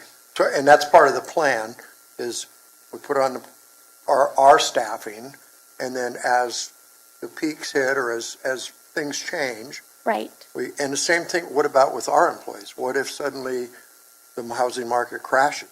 So we feel that let me put this in context. For pre-fire, at our height, that was 93 single-family home applications in 1 year. We do that in a month and a half now. That's 13% of what we're doing now. And we, at that time, could still sustain 7 full-time employees. So I feel very confident that we could do 9. Yeah, I'm jumping way ahead, but I'm just thinking if we're looking at, say, a $2 million increase to our budget this year with all of these additional people, which I'm not against, but I'm just saying we're looking at that, or actually it's $9 million coming out of the PG&E money to start this path. Yes. We're not going to, I don't think, and I'm not a real big numbers guy, but I'm not sure we're going to be able to, hopefully, we're not going to be able to just take $9 million out of that piggy bank forever, or even for a long time. And there may be come a time, we don't know how the economy is going to grow or change. You're right. We got estimates, we got ideas, but there's no guarantee. And that brings up a good point, Woody, is that all the staffing shown on this screen right now, these are all funded through the enterprise fund. Oh, that's right. So I it's not forgot funded about through your general department's or all tax. So enterprise. if the enterprise fund Okay. cannot sustain itself and we cut back all contract services, then we would start reducing town staff at that point. So next is planning and wastewater. Again, the organizational chart on the left is where we are today. On the right is where we're trying to get to. These are much more minor changes. For the planning staff, pre-fire, we had 4 town employees, 3 planners, and then 1 office assistant / receptionist, for a total of 4 employees. Pre-COVID, the beginning of last year, we had 2 town planners, 2 contract planners, and we still have that today. What we're looking to do is reduce the contract planning staff down to 1, bring us back up to 3 town planners, as well as bring back the office assistant / receptionist back on staff again. And that would bring our total to 5, because we would have that 1 contract employee still. For wastewater, there are no proposed changes from what we're doing today. Pre-fire, they had 5 full-time employees. We've been able to get them back to that point, and they do use 1 contracted employee right now every other week to help with plan checks. And that's proposed to remain that same status. What's a brick coordinator? Is that a new position? It's one that we are currently filling through a temp agency that is funded through a grant. So even if we get, it's called an office assistant on our description. If we can bring that in-house, we still have grant funding that will pay for it through the next fiscal year. But if we bring it in-house, Yes, when the sir. grant funding goes away, it's an obligation to us. It is an obligation. So if And you is that- remember back to the general plan model where there was still that about $145,000 that was unaccounted for the increase between this year and next year. That has to do with bringing a senior planner on staff because that's a general, 80% of their salary is a general fund obligation, as well as the office assistant that would act as the coordinator for the facility. That would also come out of the general fund. Yeah, where I'm going, my only concern is, we need staff members to do certain things. I'm all for that. I don't know that we ever had a brick coordinator before, pre-fire, you know? We had a receptionist Pam, you remember Pam? We did? Yeah, that worked right out here, that was our coordinator for all of Town Hall. So she answered all of the phones, she helped people that Okay, came in. that used to be called a receptionist. Well, people back don't in really the day. use that term so Okay, much anymore. But the thing is, every time we add an employee, I get it. Yes, We can say, here's the numbers, and here's where we're saving some money on their salary this year. But 5 years from now, 10 years from now, when they're vested and when they retire, it adds to that pension obligation also. Yes. Whether it's a enterprise fund or not. And Yes. that's the piece that, I mean, we look at these big numbers we're paying out now on the old, pension obligations, and it's one of the things that scares me about Totally understandable. adding more and more, creating more and more positions. It's Yes. So with the office assistant / brick coordinator, again, we have grant funding that would pay for their salary for the 21-22 fiscal year. After that, then we could look at the breakdown of the allocations for how that position's funded. Right now, it's housed over at the brick. So does it make sense that the enterprise fund will pick up some of that salary? Of course. But they also do things for other divisions. So everybody kind of pitching in to help cover that expense. The idea is not in the future that it be 100% a general fund position, but we at least want to bring it in-house because we know and anticipate needing it for the foreseeable future. Okay, I have another question about wastewater, right? Yes. Yes. On-site wastewater. Yes. And this, I asked Ross this, he didn't quite know yet. It used to be, we used to pay $58 a year for an 3308 on-site permit or on something. your tax. Yep, 3308. Is that still true? It is. Okay, what's happening lately, I've had residents come to me and show me their current tax bill. Yes. And like one person showed me a fee for $66. It means they have two septics. Huh? Means that they have two septic systems. It's per system that's installed in the ground. Somebody else showed me, a fireman actually showed me his bill, lives in town, for $200 and some dollars. Yes, $250 or something. up off of Malibu, and he And relocated. it was not an engineered system. I don't understand, so it's for two systems? It's $33.08 per system that's installed on the property. Okay, so the $66 fee would have been for two systems on the Correct. property? Correct. I don't want to say it's common, but it's not unusual, especially for properties Okay. on any kind of canyon edge or hillside. Sometimes they end up having to have one system for the lower part of the house, one for the upper, just because Sure. of So what about, elevation. and I'll Yeah. get off this horse here in a minute, but what about the fireman that has like a $250 fee? We would be more than happy to take a look at it, because we can Okay. tell based I'll on our tell them to do database, that, to call- absolutely. to call you guys How many and they're take getting a look. billed for. Mobile home Now- parks and such that have dozens, Yeah, they pay per sure, system. Sure, Yeah. that makes sense. So the new gray water system that we finally allowed, which I think is exciting, will that be considered another system under the on-site disposal district that we have? We'd have to go back and look at the language of that, only Okay. because when we created it, it wasn't a thing yet. Yeah, no, Let's it's stay cool. on budget Right. here. I'll let it go. We gotta Just stay a on quick- budget. Quick Yes. question on that line. So a lot of our rebuilds, they've had to abandon one septic system and rebuild another one. So once they abandon it, then they're not paying for the two systems that way. If they permanently abandon one, correct, we take it off of our billing, and on the next submittal to the tax collector, they remove that also.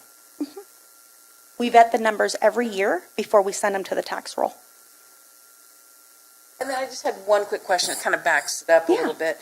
You had a position as a fire prevention inspector?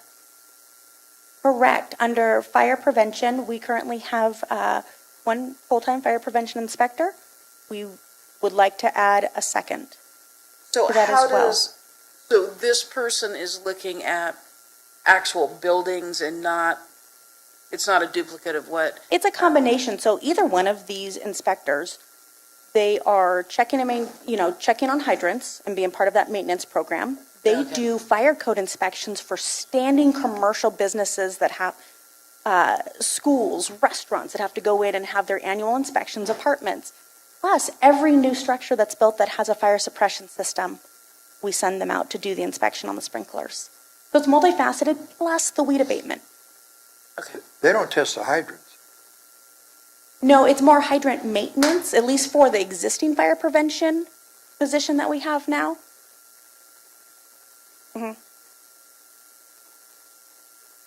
It's just too much right now for one full-time inspector to cover all of those facets.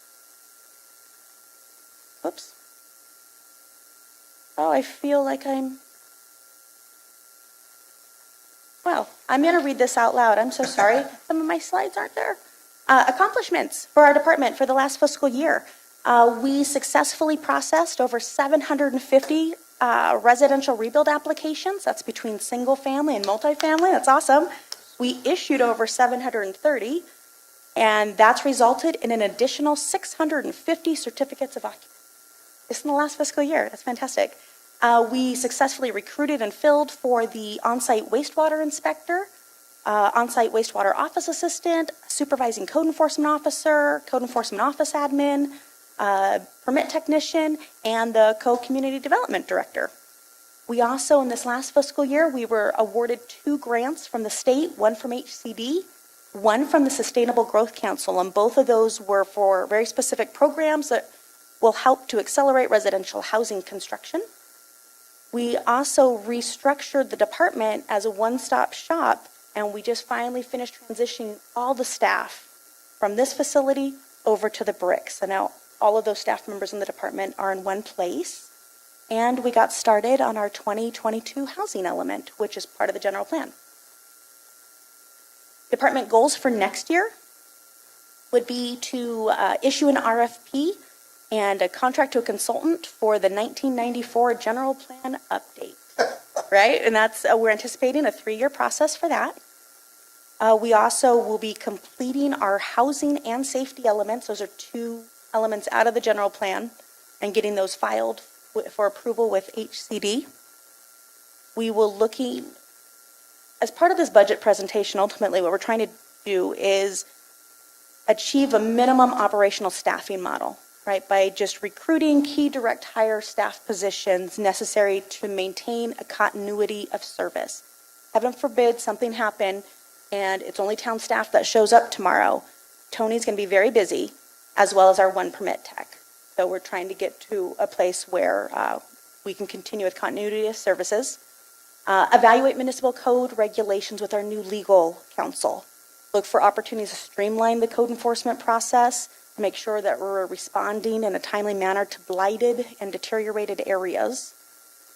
And then also, we're going to be issuing a request for bids to prepare mastered ADU building plans, right, the accessory dwelling units, and residential landscape plans for use by the public, and those are being funded through a grant that we have. Our goals for upcoming. You mean you're going to tell us how we can landscape? No, not that you have to use these, but if you're like me and you really just don't have know one anything that you about can rent. landscaping, Yeah. these will Okay, help you gotcha. understand, where to put your plantings to be more fire safe and what kinds of things. Oh, yeah, right. And then if council has any questions? I have one comment. Yes, sir. The abatement process that happened on Billy and Azalea was fantastic. Thank you, thank you, thank you.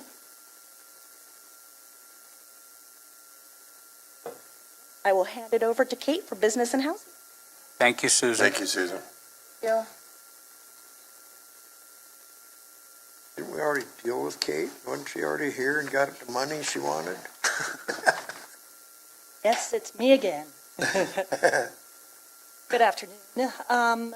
First, I would like to just touch briefly on our mission to provide financial options for housing to Paradise residents, both those residents, in helping them build or purchase a home and home ownership more affordable. To assist Paradise residents navigating the rebuilding process, advocate, and to advocate for Paradise residents with our state federal housing partners to ensure Paradise residents have access. So we're always trying to find what the needs are of our community and what grants are available that are out there. So this is our budget. I did want to mention a fact that I'm very proud of. I've worked here for 14 years. I've always been, to the best of my knowledge, housing, fire department has always been grant funded. I have always known that if I don't have grants, I don't have a job, and folks that we hired last July 1st know that as well. So getting the grants are important. Bring them for, administering our position. So with that, we also, part of our grants, pay for portions of other staff, minor portions, but town manager, finance, because we do have an impact on departments as well, and we, like the Susan mentioned, for our obligation. So our budget is more of a pass-through. We get reimbursed for the projects that we do, and it's never intended for us to make money because it is a reimbursement.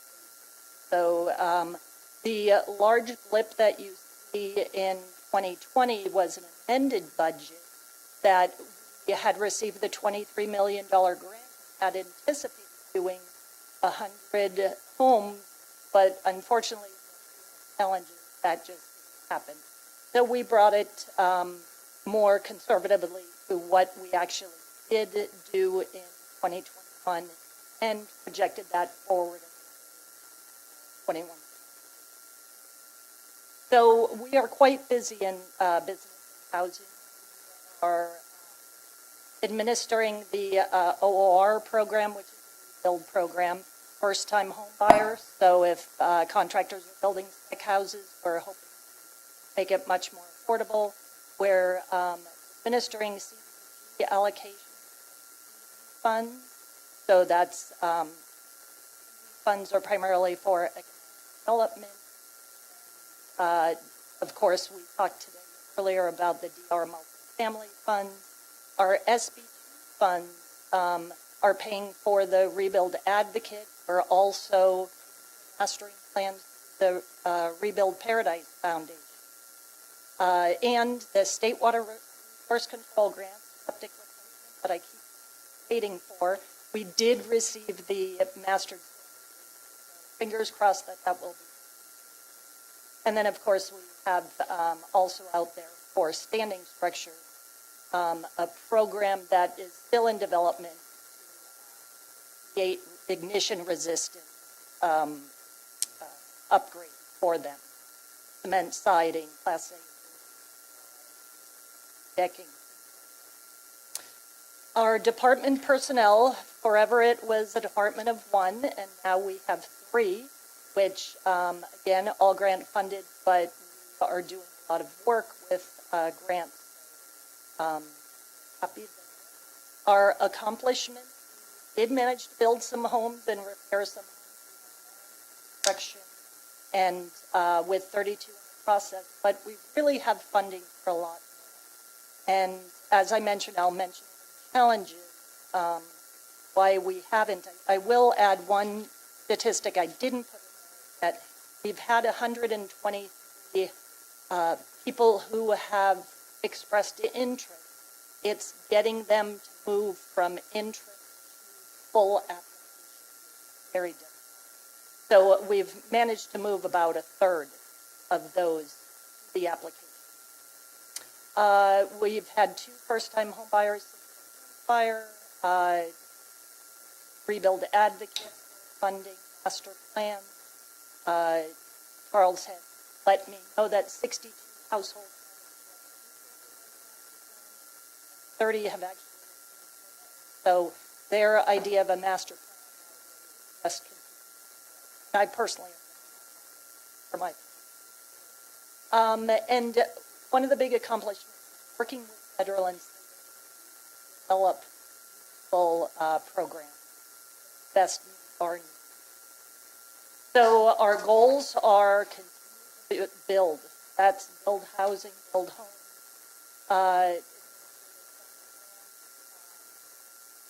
Provide it in the way of first-time buyers, multifamily projects. We'd like to, in this next year, fund more economic development programs, have those.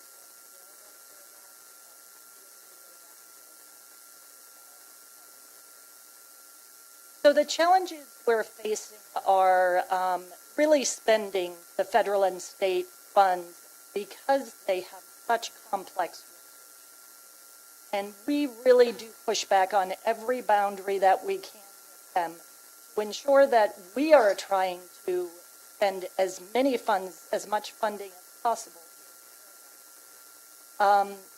So some of the biggest challenges we have thus far are residents are still waiting for now the DROOR program. Construction, literally waiting on a manufactured home ordered back in May. So we also do have the older population to borrow money. They always have. That they'll be passing down debt to their children. So working through all these is part of our challenge, converting that 123 who expressed interest all the way in. And we actually have run into a lot of title issues. So just because we get someone through to that, we're going to build them a house, it can take for a month.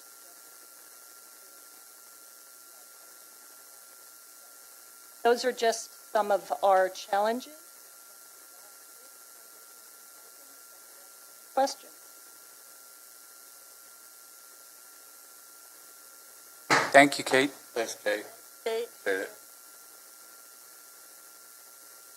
So before the next presentation, we just want to kind of update you on this department is, I don't know if everybody's heard, but Katie Simmons, the Disaster Recovery Director, has given notice that she will be leaving the town for another position.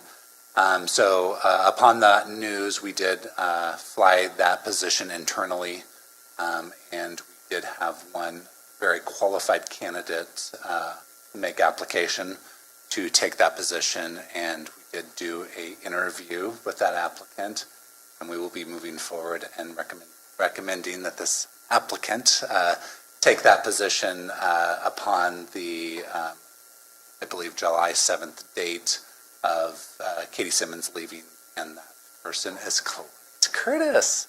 So I just want to kind of let everybody know that Colette will be taking that position, and we're extremely happy with her willingness to step up and take this very difficult position on. With that, I'll turn it over to Colette. I'm sorry, Steve, say something?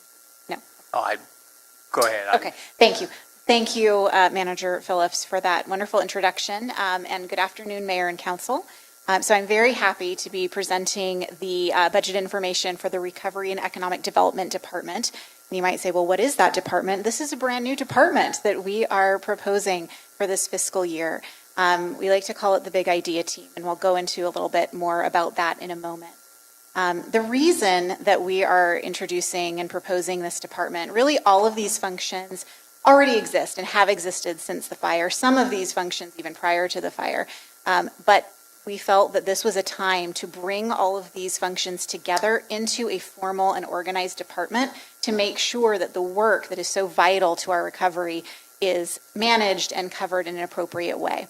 And so we came up with a mission statement talking about what this department will do, and we kind of broke it out into 4 different areas. Maximize the town's opportunity to recover resiliently, both commercially and residentially after the Camp Fire. Inform and engage our residents through public information highlighting recovery progress and opportunities for investment. Advocate at the federal and state levels for legislation and funding specific to recovery from wildfire, and restore the town's tax base by attracting residential and commercial investment.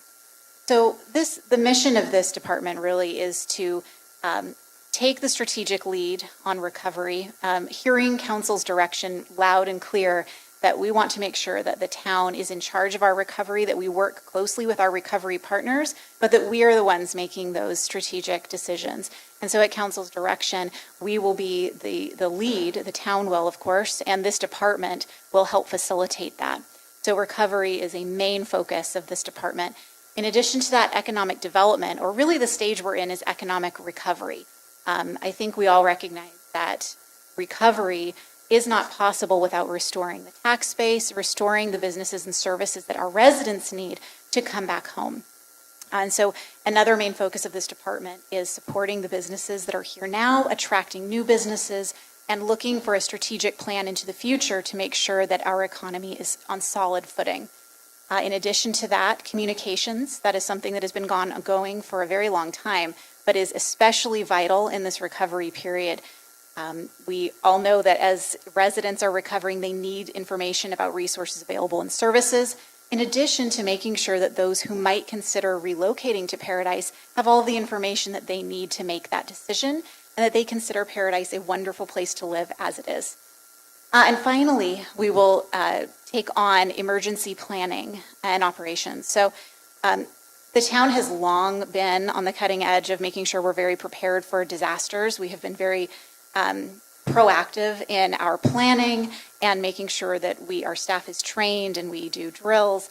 However, it is very important as we move forward, especially with so many disasters happening, that we continue those plans and formalize that. As you know, we have long had a emergency operations advisor who has assisted the town. We're very interested, and we'll talk about this later in this budget presentation, to make that a more formal staff position, to make sure that that person can lead our, the multitude of things that we need to do in this recovery period, respond to our after action report, implement our updated emergency operations plan, that we have someone on staff who can lead those efforts. So those are the 4 areas that this department will cover. And so here we have an overview of the budget, and you can see there is a drastic difference in between the proposed budget here and previous years. Much of this can be attributed to the fact that, again, this department did not exist in the past, so we're kind of piecing together some of the budgeted items from other areas. But also this is representative of many of the projects that we have paid for in the past, like FEMA PA and hazard mitigation projects, that we are now anticipating receiving reimbursement from. And so that's why you see this really drastic difference in spending here. So I'll move into the department personnel since this is brand new. So we'll talk a little bit about how this will work. So what we are proposing is the Disaster Recovery Director, reclassing that position to the Recovery and Economic Development Director, really just bringing that in line with the name of this department. I also think it's important to note that we are removing disaster from that title. I think it's a good time to move past that. We are fully in recovery, and even our language, I think, is important to move past disaster. So that's an important aspect of that reclass. Next, I want to talk about, we have a temporary project manager who has been really vital in moving forward our recovery projects, especially the tree removal programs. And that work is extremely complex and difficult. And so that position has been very, very necessary. And we anticipate that that position is going to be necessary for quite a while as we anticipate additional recovery projects, including trees, and abatement moving forward. So we propose moving that from a temporary position to a new staff position as a recovery project manager. As I mentioned earlier, we're proposing changing our kind of free advisor in emergency operations to a staff position. This would be a part-time position of 18 hours. So this would be, a little less time than our other positions, but really it is important to coordinate all of these updated planning documents that we're needing to do in this recovery period. And then finally, we have our grants administrator who was previously in the budget for, in this area, previously reporting to the disaster recovery director. And we're proposing no change to that position, leaving that position in the budget. As it's anticipated, we will continue to need the services of that position as we move forward. I do want to mention, oh yes. I have a question, Colette. What happens to your old position? That's a great question. I think it will remain unfilled at this point. I don't know, Kevin, if you want to talk more about that, but that's my understanding. Yeah, what we're going to do is we're going to keep that position open and not fill that position at this point in time. And what we're looking for from the proposed Recovery and Economic Development Department is to kind of take a look at what the services they're going to need to augment to support them through that, and then bring back that proposal to council at that point in time. But right now, what we're doing is kind of just taking a test of it. And really what's going to help support their department from the onset is contract services. So we're going to still rely on Ernst & Young for help on some of the PA projects. We still have the availability of Blue Flamingo at this point to help with some of the marketing and some of the public outreach. Through the abatement process, we're going to be using our new attorney and that firm, the firm look on that, and then really kind of take a look at what other augmented services we're going to need from that. So do you anticipate filling Colette's old position this fiscal year? No. Okay, thank you. So would we be extending Ernst & Young beyond what we just did? We don't know right now. Again, we're going to try to take a look. The idea on the original proposal was that we were going to bring a lot of that back in-house. So there could be an opportunity that we extend it, but at this point in time, we don't know. We still feel like that extension is going to get us through this fiscal year. And then as projects come to fruition, so that's the whole thing, is we don't know how many projects are going to come to fruition. We have category 4 trees that have been kind of promised for a year at least. We have a reseeding program, that we're in development, but we don't know when it's going to hit the ground. We have another project that is the emergency alert system that we don't know when that's going to come to construction. So there's certain kind of fluxes that we don't know when we're going to need those services and how much we're going to need from Ernst & Young. The one thing that we will go back to Ernst & Young and say is if these do come to fruition and we do need that support, that we get a budget from them that is project oriented. So that says, okay, we're going to help with the category 4 trees. Here's how we're going to help. Here's the budget associated with that. So it's a lot more transparent on that cost. Because I know we need more help now, but I'm seeing these numbers and they're growing, and we really need to rein it in a little bit. So I'm really concerned about extending these. I mean, they're big money contracts, and they are. So there'll be a balance, right? And so the proposed recovery project manager will be kind of that front line. And if we need to, if we feel like we have projects that will support another individual behind that can help, then we have no problem proposing that. The other thing too is Ross is going to kind of be that support system on some of those reimbursements. So taking some of that work away from EY, and it'll probably land in the finance department also. And it might even, if we need help, maybe somebody local where we're not paying travel and hotels and. Absolutely. Yep. Yeah, because to Steve's point, I mean, and it's just like this recovery project manager. I think I know who that is in line for that. But, and I understand the grants administrator is also leaving, the current one. That's correct. So that we're going to find somebody else to fill that position. We're leaving that funding in there. We're leaving the funding in there, correct. Okay, but on this like recovery project manager, we're going to create a new position. Is this somebody, like a lot of people we hire them, at what step do we hire them at? Are they coming in at an F step or a level 5? Are they coming in as a new employee, or are we creating another one of these director things that, Well, but I mean, we're not being told that in the budget. I don't want numbers being put in the budget. I don't know if they put step 5 in the budget, We're and gonna that's get what that we're, answer for you. give me that much money and I'll go hire, I'll see what I can get for it, I don't know.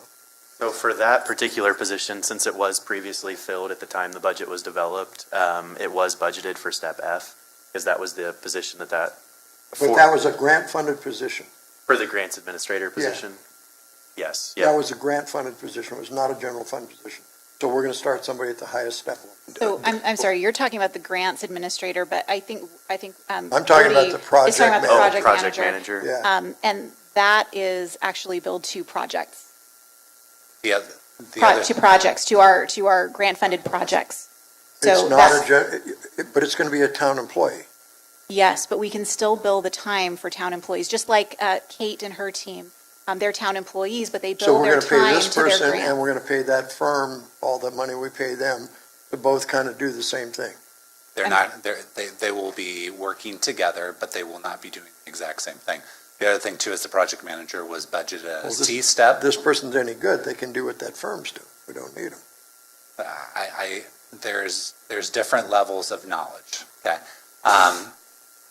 And that position was budgeted as C-step. No, I understand. I And think I when- share Steve's concerns though, and I get what we're trying to do and I'm on board with the big picture. Yep. I'm on board with that. But we got this piggy bank and so we're starting to use it. And okay, here we are and there's no guarantee that we're not going to have to do the same thing next year or anything else.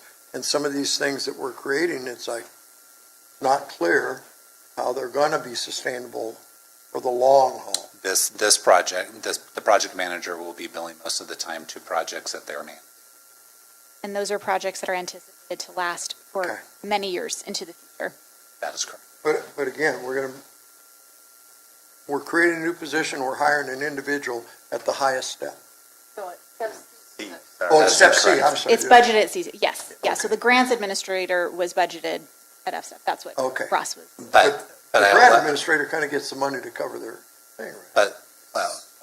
most Make both that of like these Kate's positions. operation. But the thing is, just because it was budgeted at F-step, if there's a person that is coming in and we feel like they are at a step, then we will hire them at the A step. Okay. Yeah, But we're just gonna because they're budget it at budgeted the C doesn't, step. Okay, yes, all right, that answers. yes. Hiring point. Okay, were there any other questions at this point on this slide? Thank you, Kevin, for that further explanation. Okay, Well, to Jody's point, who's going to be the PIO? me?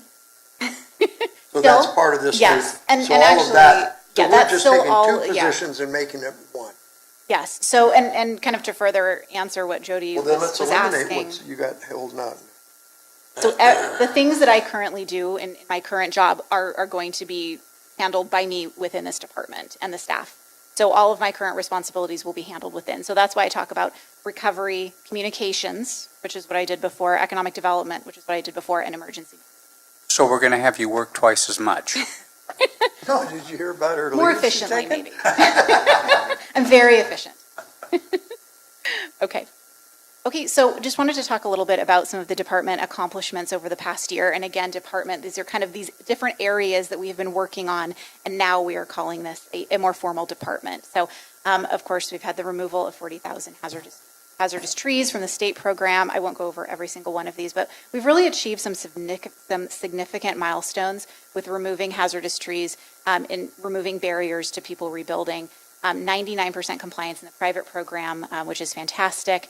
And again, I would attribute a lot of the success there to our excellent project manager who has been, out there contacting, and our tree advocates who have been contacting those individual property owners relentlessly. Of course, we have our early warning system that has been designed and scoped, and we are just waiting on hopefully a funding decision any day. And really pushing forward our federal advocacy program and completing that after action report have been some significant movements. In economic development, we have supported several new businesses. There were two specifically that brought, quite a few jobs, 45 jobs total to the town of Paradise. Working with quite a few more that hopefully I'll be able to talk about next year as our accomplishments when I'm looking back. We completed the broadband feasibility study, and then, of course, all of the things that I've been talking to you about each month as we're building our economic development and recovery strategy, gathering information from our business, holding business walks, having listening sessions, and getting that information that we can then build on. We also have initiated through the Transportation Master Plan, the non-residential market study, which will give us some great information to build on for a full economic development strategy. And then we also have been selected, of course, through CalEd to work on the Economic Development, Resiliency, and Recovery Playbook, which we were selected out of quite a few applicants. And so that is just a way for us to share some of the things that we've learned specifically about economic development and recovery that we can share with other cities and counties that kind of further shows the town of Paradise as an expert in the field. For communications, as you well know, we led the process to build and launch the new town website. It's always a work in progress, but I'm very proud of it. I think it does the job that we want it to do. We've created a communications calendar. We have so many different projects and initiatives going on at any time throughout the multiple departments through town. We wanted to make sure that we are giving each, our full attention and making sure we have a good idea over time how we're communicating this information to the public, and that we're not, kind of stepping on each other's toes with that. So we've created a great communications calendar to help with that. And again, supported the town departments through different information campaigns, trying to get the word out about Kate's housing programs and the many wonderful public works projects that are happening, building vital information for residents who are rebuilding. And of course, we've continued to hold our community information meetings and have our weekly updates and our monthly television interviews and radio interviews as well. And all of that, of course, was very complicated through COVID, and happy to see that that's going to become a little bit easier. And so finally, emergency management accomplishments. Yes, we may have some familiar faces in that picture. This was taken at our last training session. So we conducted a staff EOC training exercise that was very successful. We have quite a few new staff members who have not participated in an EOC before, and so training is especially important right now. We also have initiated a yearly EOC training calendar for staff and council, and that it really includes more training than we have ever done in the past, and across quite a few different, not just wildfire, as we have always done, disaster training, but we have made sure to include all the different types of training to make sure we're as prepared as we can be. We did repair AM 1500, which I think is a huge win, such a vital asset in an emergency. We upgraded the EOC IT to facilitate virtual EOC efficiency, an ongoing effort, as we know. And we've initiated a comprehensive emergency operations plan overview. So some challenges, there's quite a few. I won't read every single one of these because some of them are quite specific, but I think in general, as we all know, recovery is really complex, expensive, and full of surprises. So there are, moments of achievement and joy where, we may be granted funding or a project is funded, followed immediately by an obstacle or an eligibility issue. So, the challenges are, some of them we know and some of them we don't know. And we move forward into this, further recovery in knowing that we will have to be flexible in overcoming those obstacles. So, across the different areas within this department, there are many, many challenges, but I think we have the staff that can meet those. And so now I'll just talk a little bit about the goals in each one of these areas. So recovery, a major goal for this next fiscal year is to complete tree abatement, implement the Category 4 tree program if funded. So as you'll see, a lot of these are, some great ideas that we will do if they are funded. They are contingent upon that FEMA hazard mitigation funding. And so again, that just goes back to what Kevin was talking about with really taking this time to understand what the needs are for the work. There's a tremendous amount of work, but we need to know when that work is coming so we can staff appropriately. We will work with Public Works on constructing the early warning system if it is funded. And again, the hazard fuels reduction program if funded. And we will continue to utilize our federal advocacy program or platform to bring more recovery resources to the town of Paradise. That's something that's really important the further we get into recovery as our disaster wanes in the minds of our lawmakers, to make sure that we continue to put Paradise to the front of their minds so that they can continue to understand the importance of recovery funding for us and to advocate for other communities that are going through disasters as well. And of course, this underlies everything that we do in recovery, which is continue to implement the long-term community recovery plan. So for economic development, again, we really want to come up with a really strong strategy for economic development, which we are working on now, and hopefully that will be come to fruition with a draft next year. We also want to develop a specific plan that includes commercial and multifamily outreach and attraction. So that is a major item to work with our housing department. We will be completing the non-residential market study, which will also include some tools like the development opportunity site map that we can use for recruitment.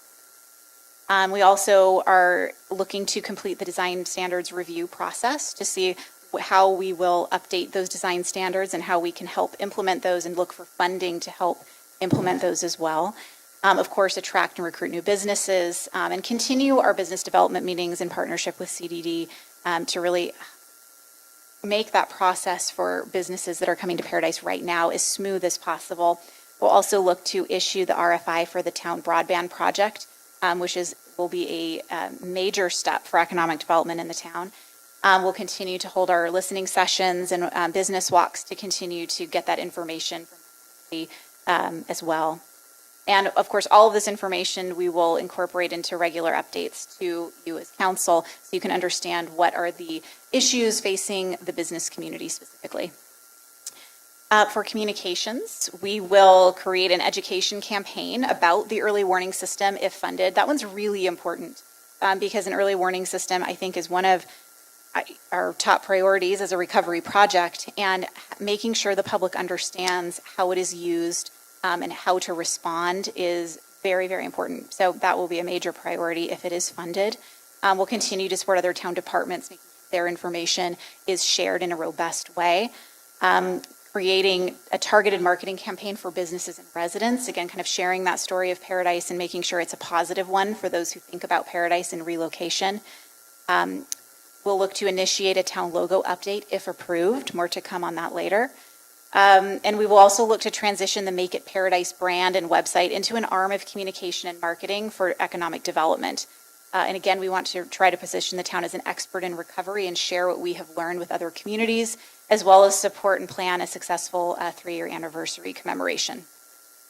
Finally, goals for emergency management. We will be implementing that yearly EOC training calendar that I just spoke about, which contains about 15 EOC training events for staff and including a whole community training. So we're going to be developing that further, as well as coordinate guidelines for the early warning system usage if that is funded, and implement the updated emergency operations plan. So finally, to bring it all together, so again, this is the big idea team. And what I mean by that is there are a lot of big ideas in recovery. I think from maybe the day after the fire, we started receiving them. I know council was receiving them, coming up with them. Staff was hearing them. People were coming in and saying, hey, have you heard about this? What about this new technology? What about this really innovative solution that you've never heard of? And those ideas are all fantastic, but it was hard as staff to know what to do with them. They didn't fit in any one department. No one had the time to really vet them out and pursue them.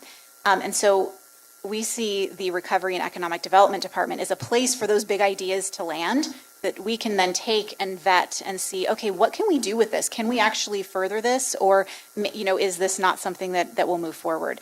And so I think it's important to do because we, certainly don't want to discount something just because we've never heard of it before or it's new to us. I think we are in a position to be innovative and take all of the opportunities that are available to us. And so that's what we're looking to do. And then, of course, departmental recovery support. Recovery is something that fits in every department, but there's just not enough bandwidth in each department to handle that. They all have their day-to-day jobs that they are doing. And so that bit that is recovery, that is in addition to their day-to-day jobs, that's where this department can come in and help support those projects, help move those forward, help communicate that information as needed. And then, of course, economic recovery. I think we all know residents are hesitant to come back without businesses and services that they expect, whether they're returning residents or new to Paradise. And so we have to make sure that we are doing our best to attract businesses and build up that tax base, but also provide what our residents expect.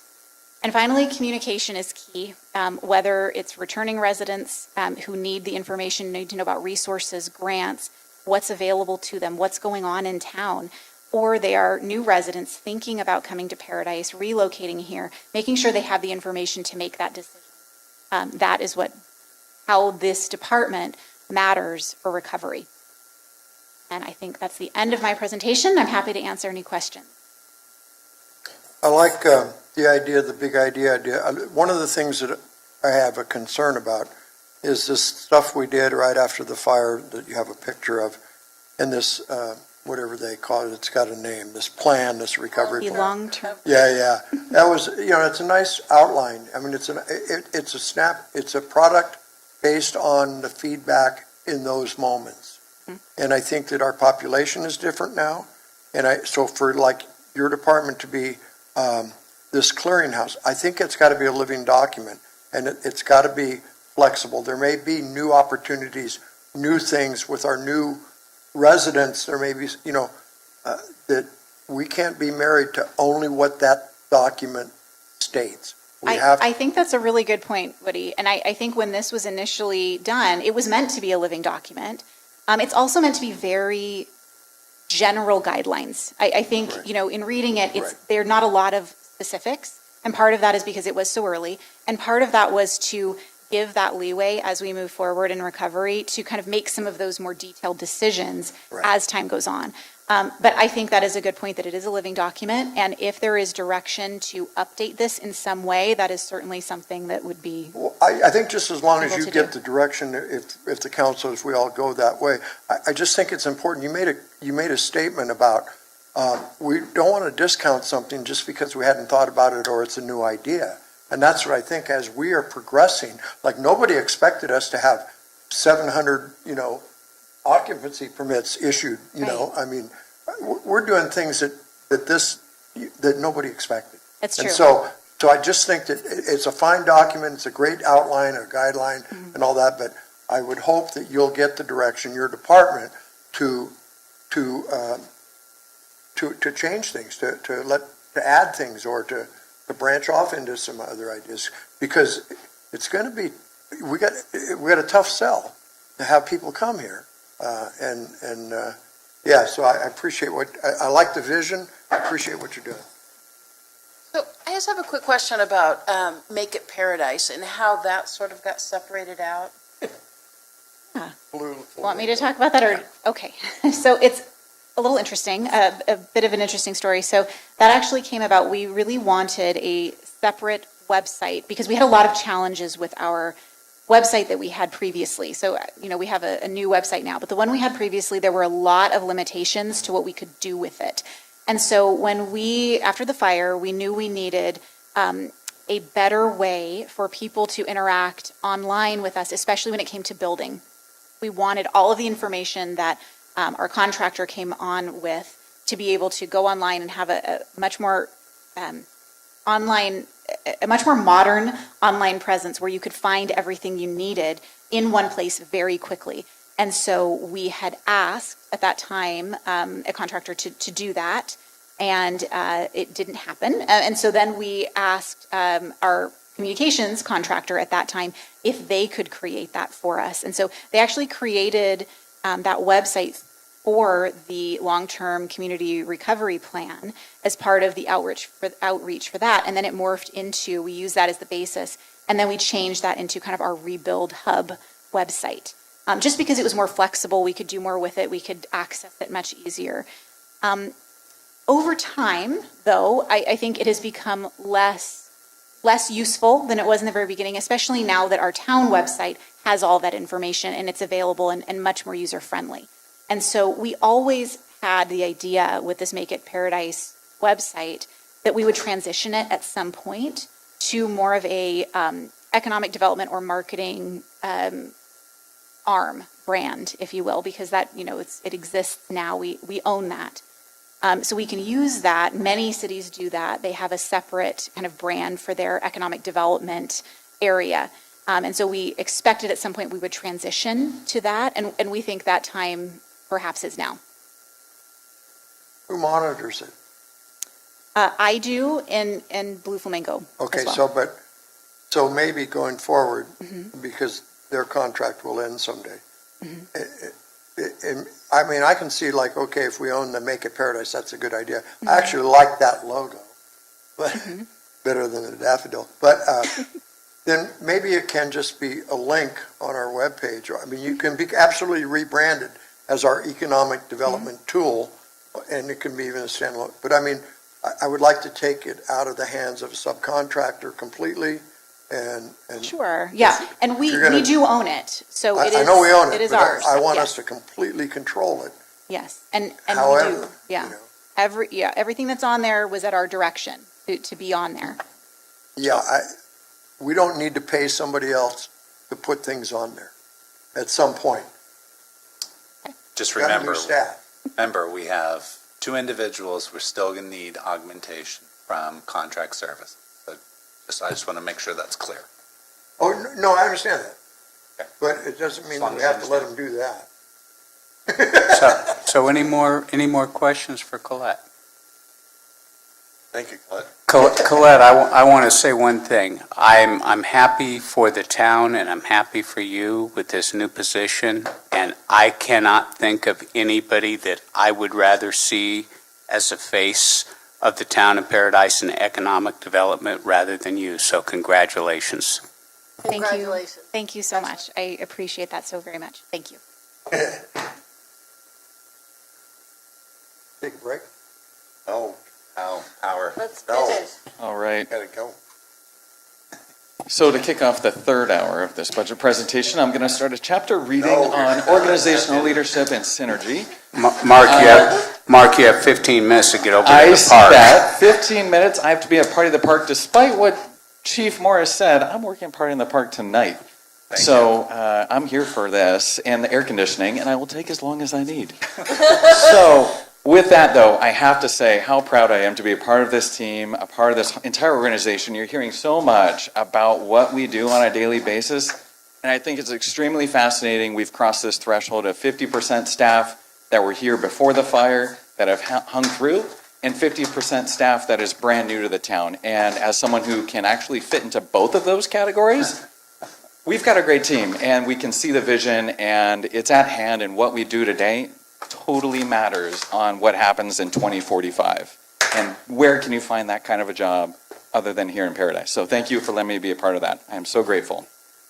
So when it comes to the Public Works Department mission statement, pretty much if I were to boil it down, we aim to provide the highest quality service across our 3 divisions: fleet, engineering, maintenance, to support recovery and public safety. Everything can come down to recovery and public safety, even for Public Works.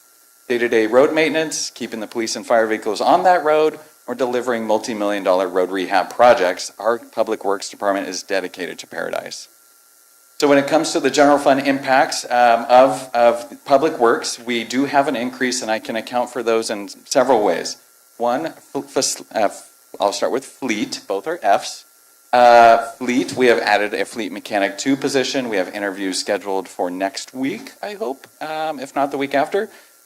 So that's exciting. Also, in this budget includes a position for facilities. Prior practice has been our Public Works manager has just simply done all of it, and there's a lot of... Elizabeth Frater-Conjoli. Is now exiting. We lost our town attorney. But anyway, we have... What do you gotta do? Yeah, you just check out. I think it's over. Just It's over. hang Get up. out of here.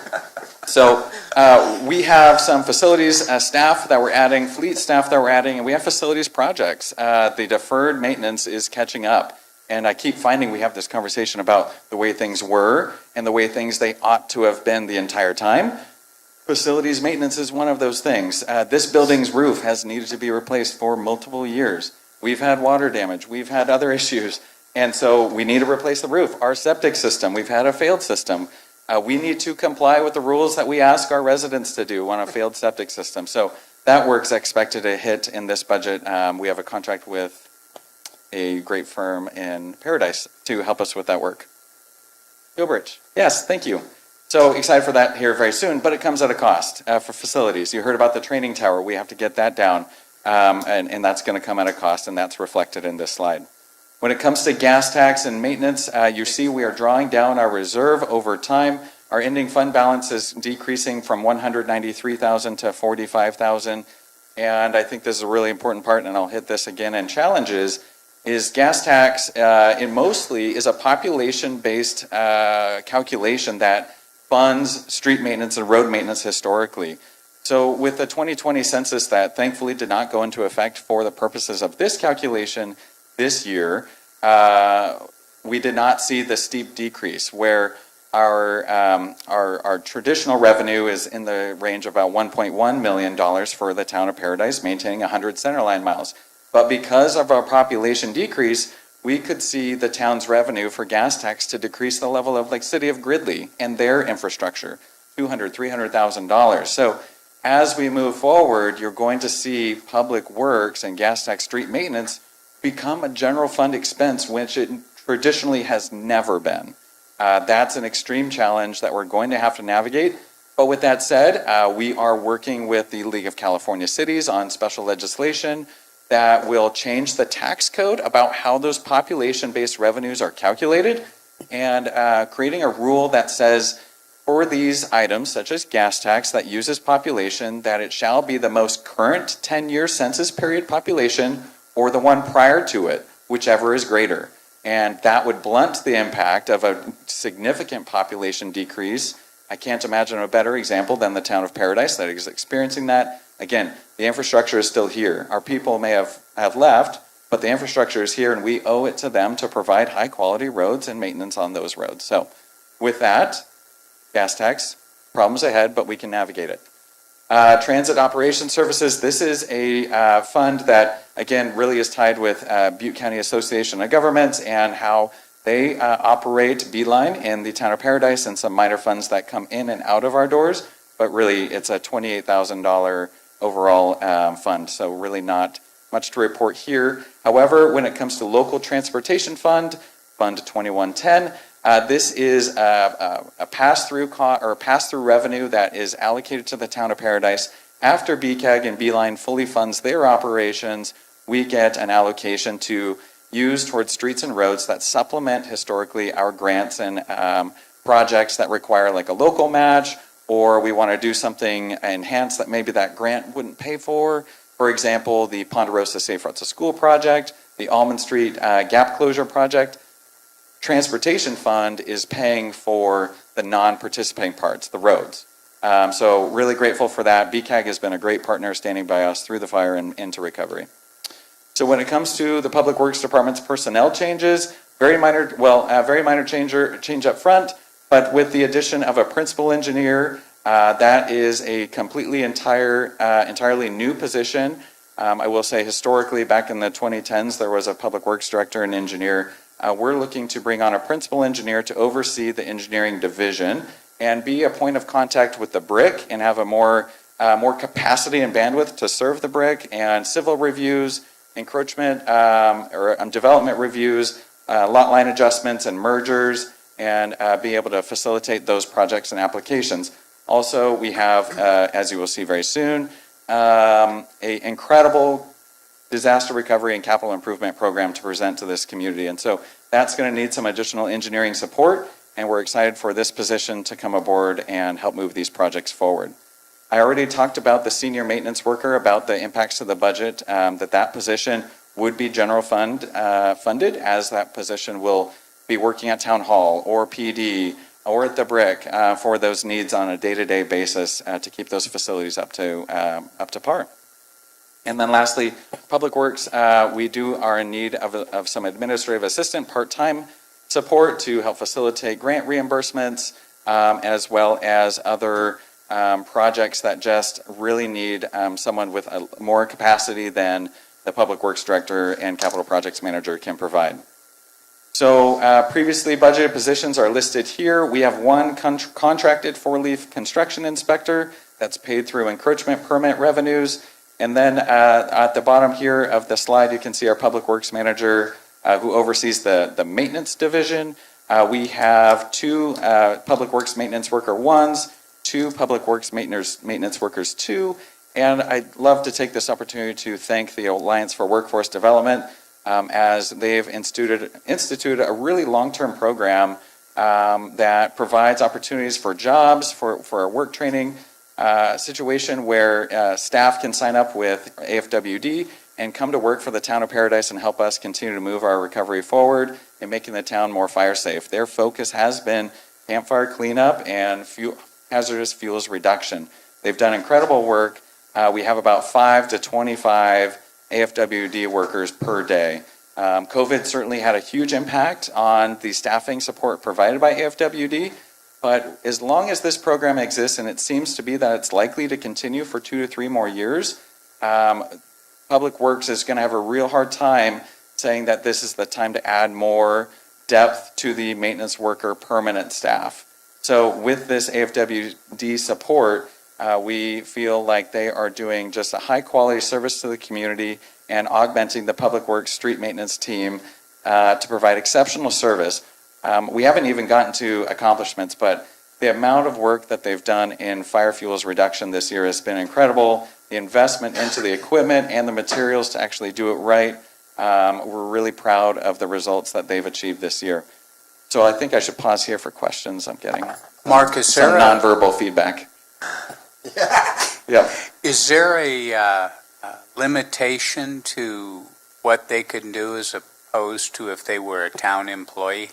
So everything we do in Public Works is campfire recovery. And so AFWD is definitely doing that work for us.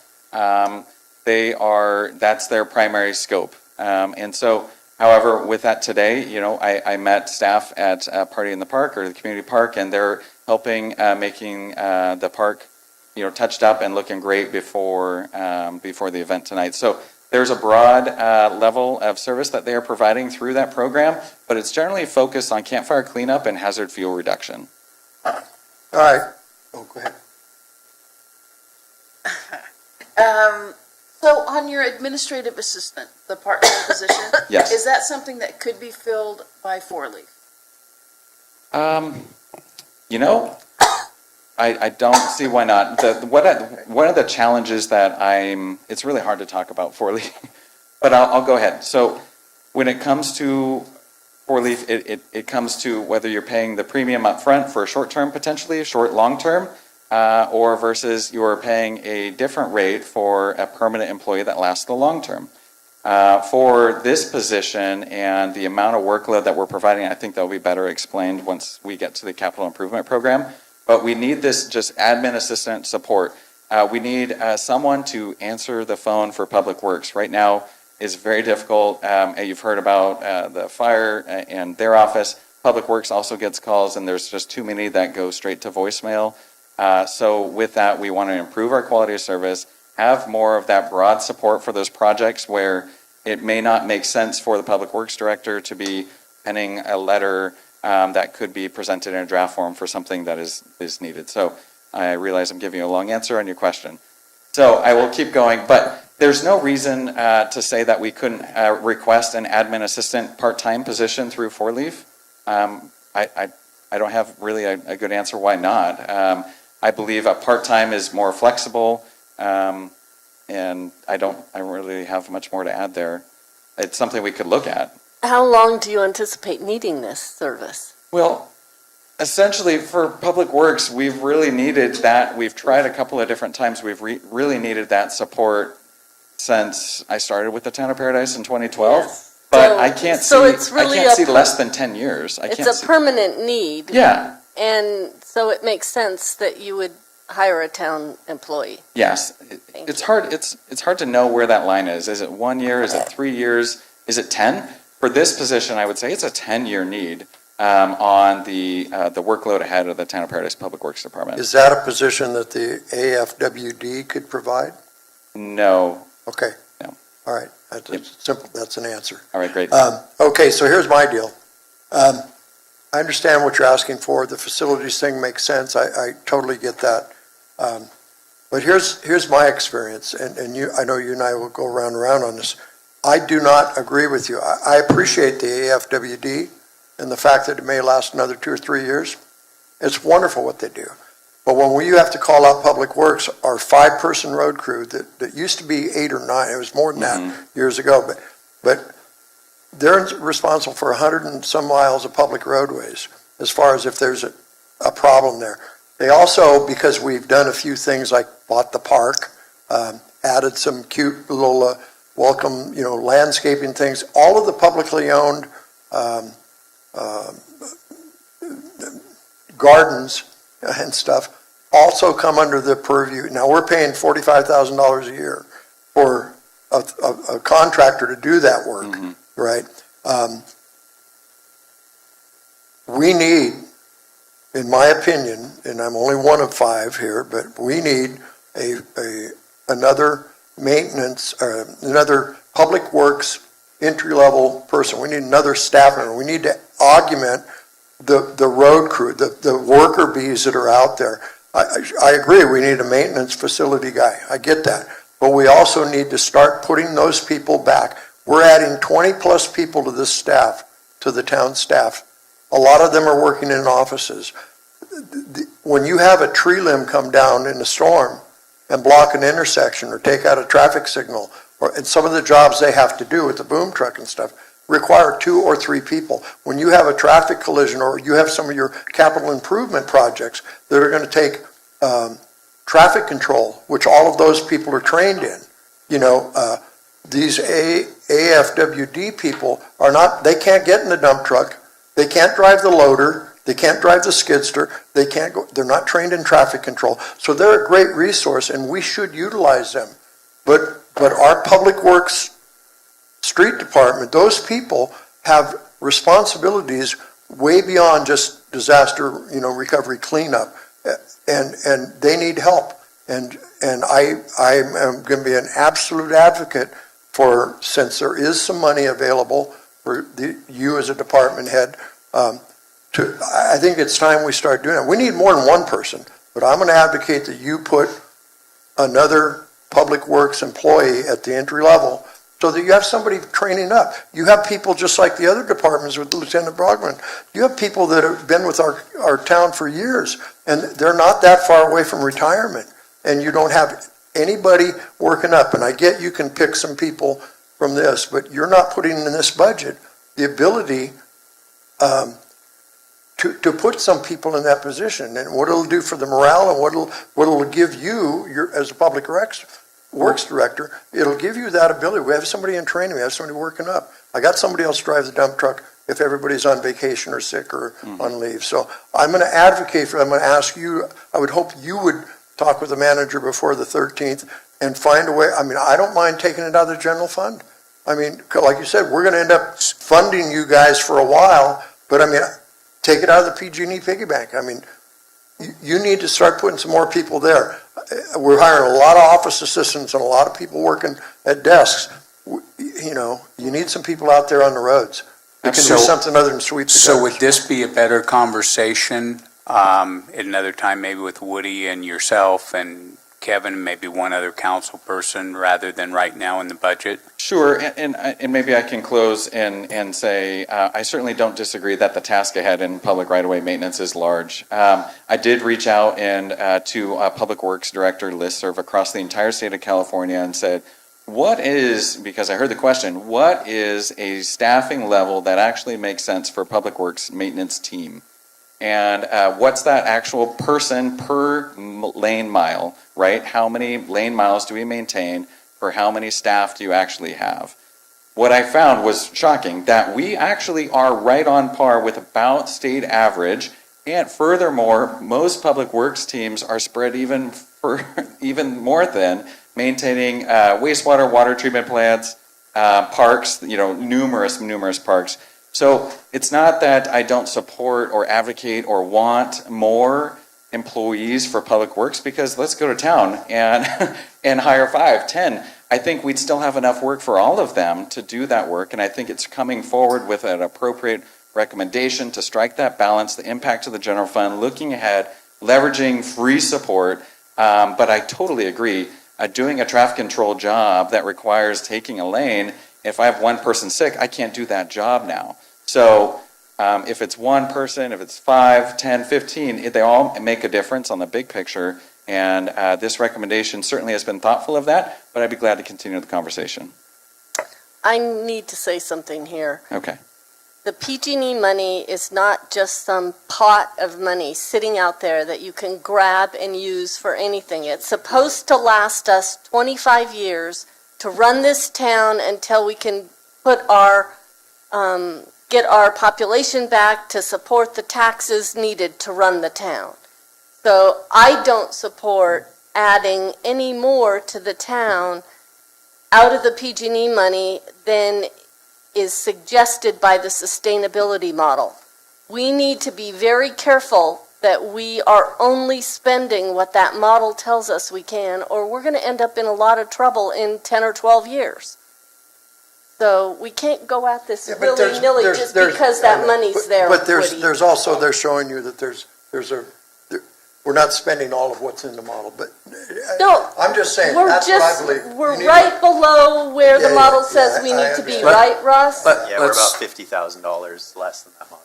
So And I that's don't, the cost of an employee, an employee costs way more than 50,000. not this employee I see. Again, Okay, we'll have we'll this. move Made forward. my point, So, that's it. so you Received. don't have You don't have to yell at unanimity. me. Okay, I know what that pot Let's- of money's about. let's- I know what the system is. You don't let's- say your say. Hang on, guys. Do not have unanimity on this board for Woody's recommendation. I'm just saying. It's your tone. Noted. We can have this discussion, you know, at another time with a couple council people but let's keep on track and keep moving. Okay, we'll provide an update when it comes back on the 13th. Okay, I'm going to go quickly. I know time is valuable, and we do need to set up for Party in the Park. Okay, Fleet Division accomplishments and goals. So our staff, incredible staff, Fleet is no different. They have provided and they will continue to provide superior service, keeping our first responders and our staff on the road.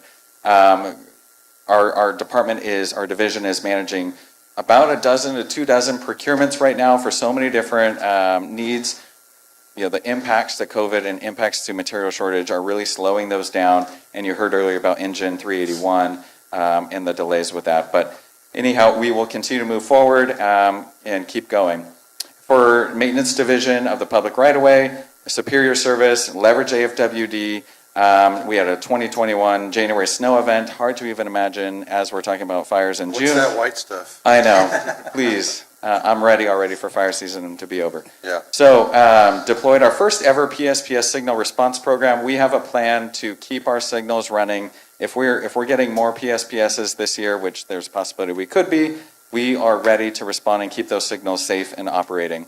Engineering division accomplishments. Okay, we completed the Skyway Pearson signal. We secured funding for the Transportation Master Plan. We completed the feasibility study for the Paradise Sewer Project. Established the Sewer Regionalization Project Advisory Committee between the mayors and vice mayors of the City of Chico. We delivered a striping and marking safety project using the local transportation funds with BCAG. We've procured a master on-call civil support team with 5 consultants. We're leveraging hundreds of staff members to assist in the design and delivery of recovery and capital improvement projects. Our $10 million aggregate contract amount has nearly not fully exhausted, but encumbered. We have much more work to do, but we're almost done designing all the road rehab projects the town's going to deliver over the next 5 years to catch up and stay on schedule. We advertised and awarded our Almond Gap projects. Construction's underway. Ponderosa Safe Routes to School project, Pence Road, underway. We made significant progress on the overall effort to ensure all typically aerial facilities for utilities are undergrounded. We have goals in this next fiscal year. We want to deliver the completed Transportation Master Plan with clear requests on direction from Town Council. Complete a draft and final EIR for the sewer project. At a minimum, secure funding for the right-of-way and design on the sewer project.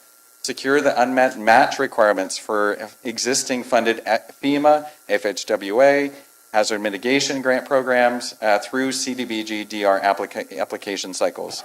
I'll have more on that in a moment. Goals, establish a roadway recovery plan which projects a timeline of paving projects between 2022 to 2025 as neighborhoods and roads reach 100% completion. for undergrounding and other recovery projects. So we'll have this vision and map it out and to see, okay, if AT&T, PID, Comcast and everybody, so if they're done, these roads can be delivered and paved, and let's move forward so we're not digging into something brand new when someone needs to go back.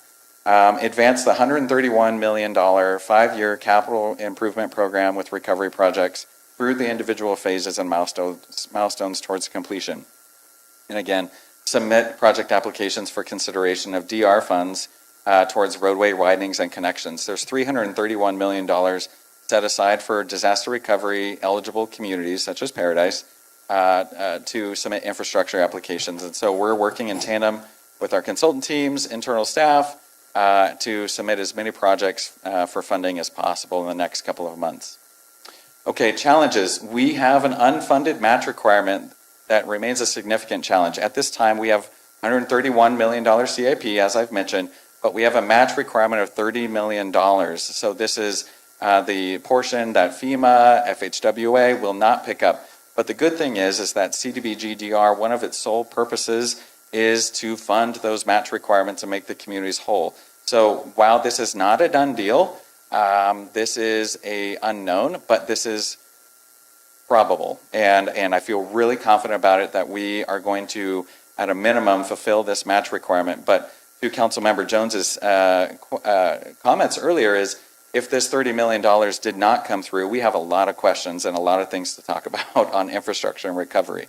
So there's definitely some balance.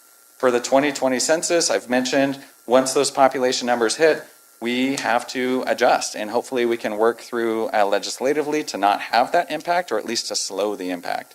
Facilities, recovery, and insurance. We are still working with our insurance company on agreeing to a rebuild cost estimate for our facilities lost at Fire Station 83, the Penson Pearson property, the Public Works Courtyard.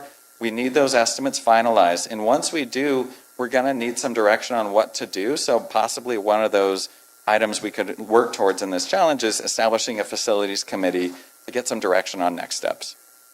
Okay, so for the recovery and capital improvement program, and I think this is a great example about what do you mean we have 4,500, 6,000 population.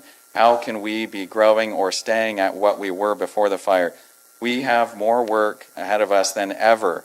Our historical pre-fire CIP was $2.8 million per year. We would get super excited about that and say, oh my gosh, we're going to deliver a $100,000 slurry project. We are currently projected to deliver $26.2 million per year, an 835% increase over the next 5 years. So that's pretty incredible. We have to be ready. We have to find that right balance of staffing in-house, but also leveraging consultants and delivering the projects, because if we're not here, they don't get done. So DR CIP is included in the packet. You probably saw that, and for the council members that have been here longer, you saw it was in a different format than this massive Excel spreadsheet that just had a ton of numbers and maybe was a little difficult to follow. But we are launching a tool through this company called ClearGov that includes a website that helped us prepare this budget and have these numbers for you tonight, this afternoon, sorry, it's getting close, is to review this website that is going to be a living tool through the budget cycle and over the year, and essentially serve as a project website for every single project we're talking about over the next year for the public and for you as council members, where we could drill down as we've been discussing on the finer details of any specific project. What's going on with the transportation master plan? Here we go. Let's find out what the scope is, some status, what the funding is, and the timeline. There's so much capacity here for transparency that we're really excited about to see accessible to the public. Right now, in your packet, I included a funded CIP, which is the $131 million, and then unfunded, including the sewer project and some of the high priority projects we've identified for infrastructure. Both of those two things combined are about $433 million, but I'm not going to present a CIP and say we're 3/4 unfunded. But of the $131 million that is funded, you can see on this website and in your packet about what is the timeline that those funds are going to hit, which department, whether it's recovery or public works, and where the funding is going to come from in 2022, we're projecting $7.3 million in project costs from FEMA, Federal Emergency Relief Program. Unmet need match requirement, this orange, this is what we're planning for CDBG-DR, state, other funding sources, federal, FEMA, PA. So this is pretty incredible, a ton of funding sources. This will help Ross calculate cash flow. We got to have money in the bank to pay these contractors to reimburse them, so then we can get reimbursed, but that doesn't happen in one transaction. So there's going to be a period where we need to be ready and flexible to adapt to deliver $38 million potentially of capital costs. So again, I don't know if there's any specific projects that you'd like to see or have questions on, but there's the existing CIP, there's the projects we're projecting into the future, here's our reseeding program, early warning system with all the recovery projects, and so you can see how that breaks down and go forward from there. So with that, I'll jump back to the presentation and close. I really don't love memes or sayings, but seriously though, Public Works, we really have a special task ahead of us, and it really is a tangible way where if we build these projects, we really do believe the residents will come, and that is a crucial part to our recovery. So thank you so much for your time. I'd be glad to answer any questions. This is so exciting, Mark.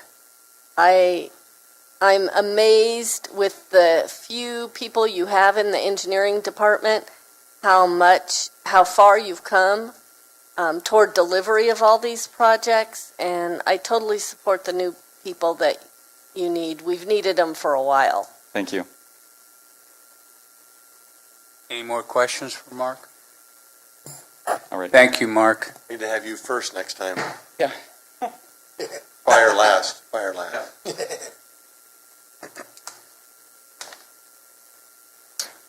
All right, well, that wraps up the departmental presentations, and just wanted to take the time to thank everyone who presented and really just all the input in generating this budget document. It was a huge help and a lot of assistance, so just want to take the time to thank them. And then just looking at kind of next steps in this process, so this meeting was really just for informational presentation purposes, seeking direction, and it sounds like we have direction on a couple items to come back to. One of which being the animal control salaries and benefits coming out of Measure B instead of the general fund, and then some possible further discussion regarding a maintenance worker for Public Works. So with that, we will be bringing back the budget at the July 13th meeting with at least the animal control changes implemented, and we'll be seeking adoption at that time. So I'll just open it up to any last questions or comments that we might be able to answer. Just leave our binders here so you can add to changes. Any other questions? So just before we adjourn, I want to remind everybody, any questions about what's going on, you can stop by Party in the Park and talk to Mark Maddox tonight. Also, July 4th, the Paradise Symphony Orchestra is having a free concert from 2 to 3:30 at the Intermediate School at Aquatic Park, 5657 Recreation Drive. And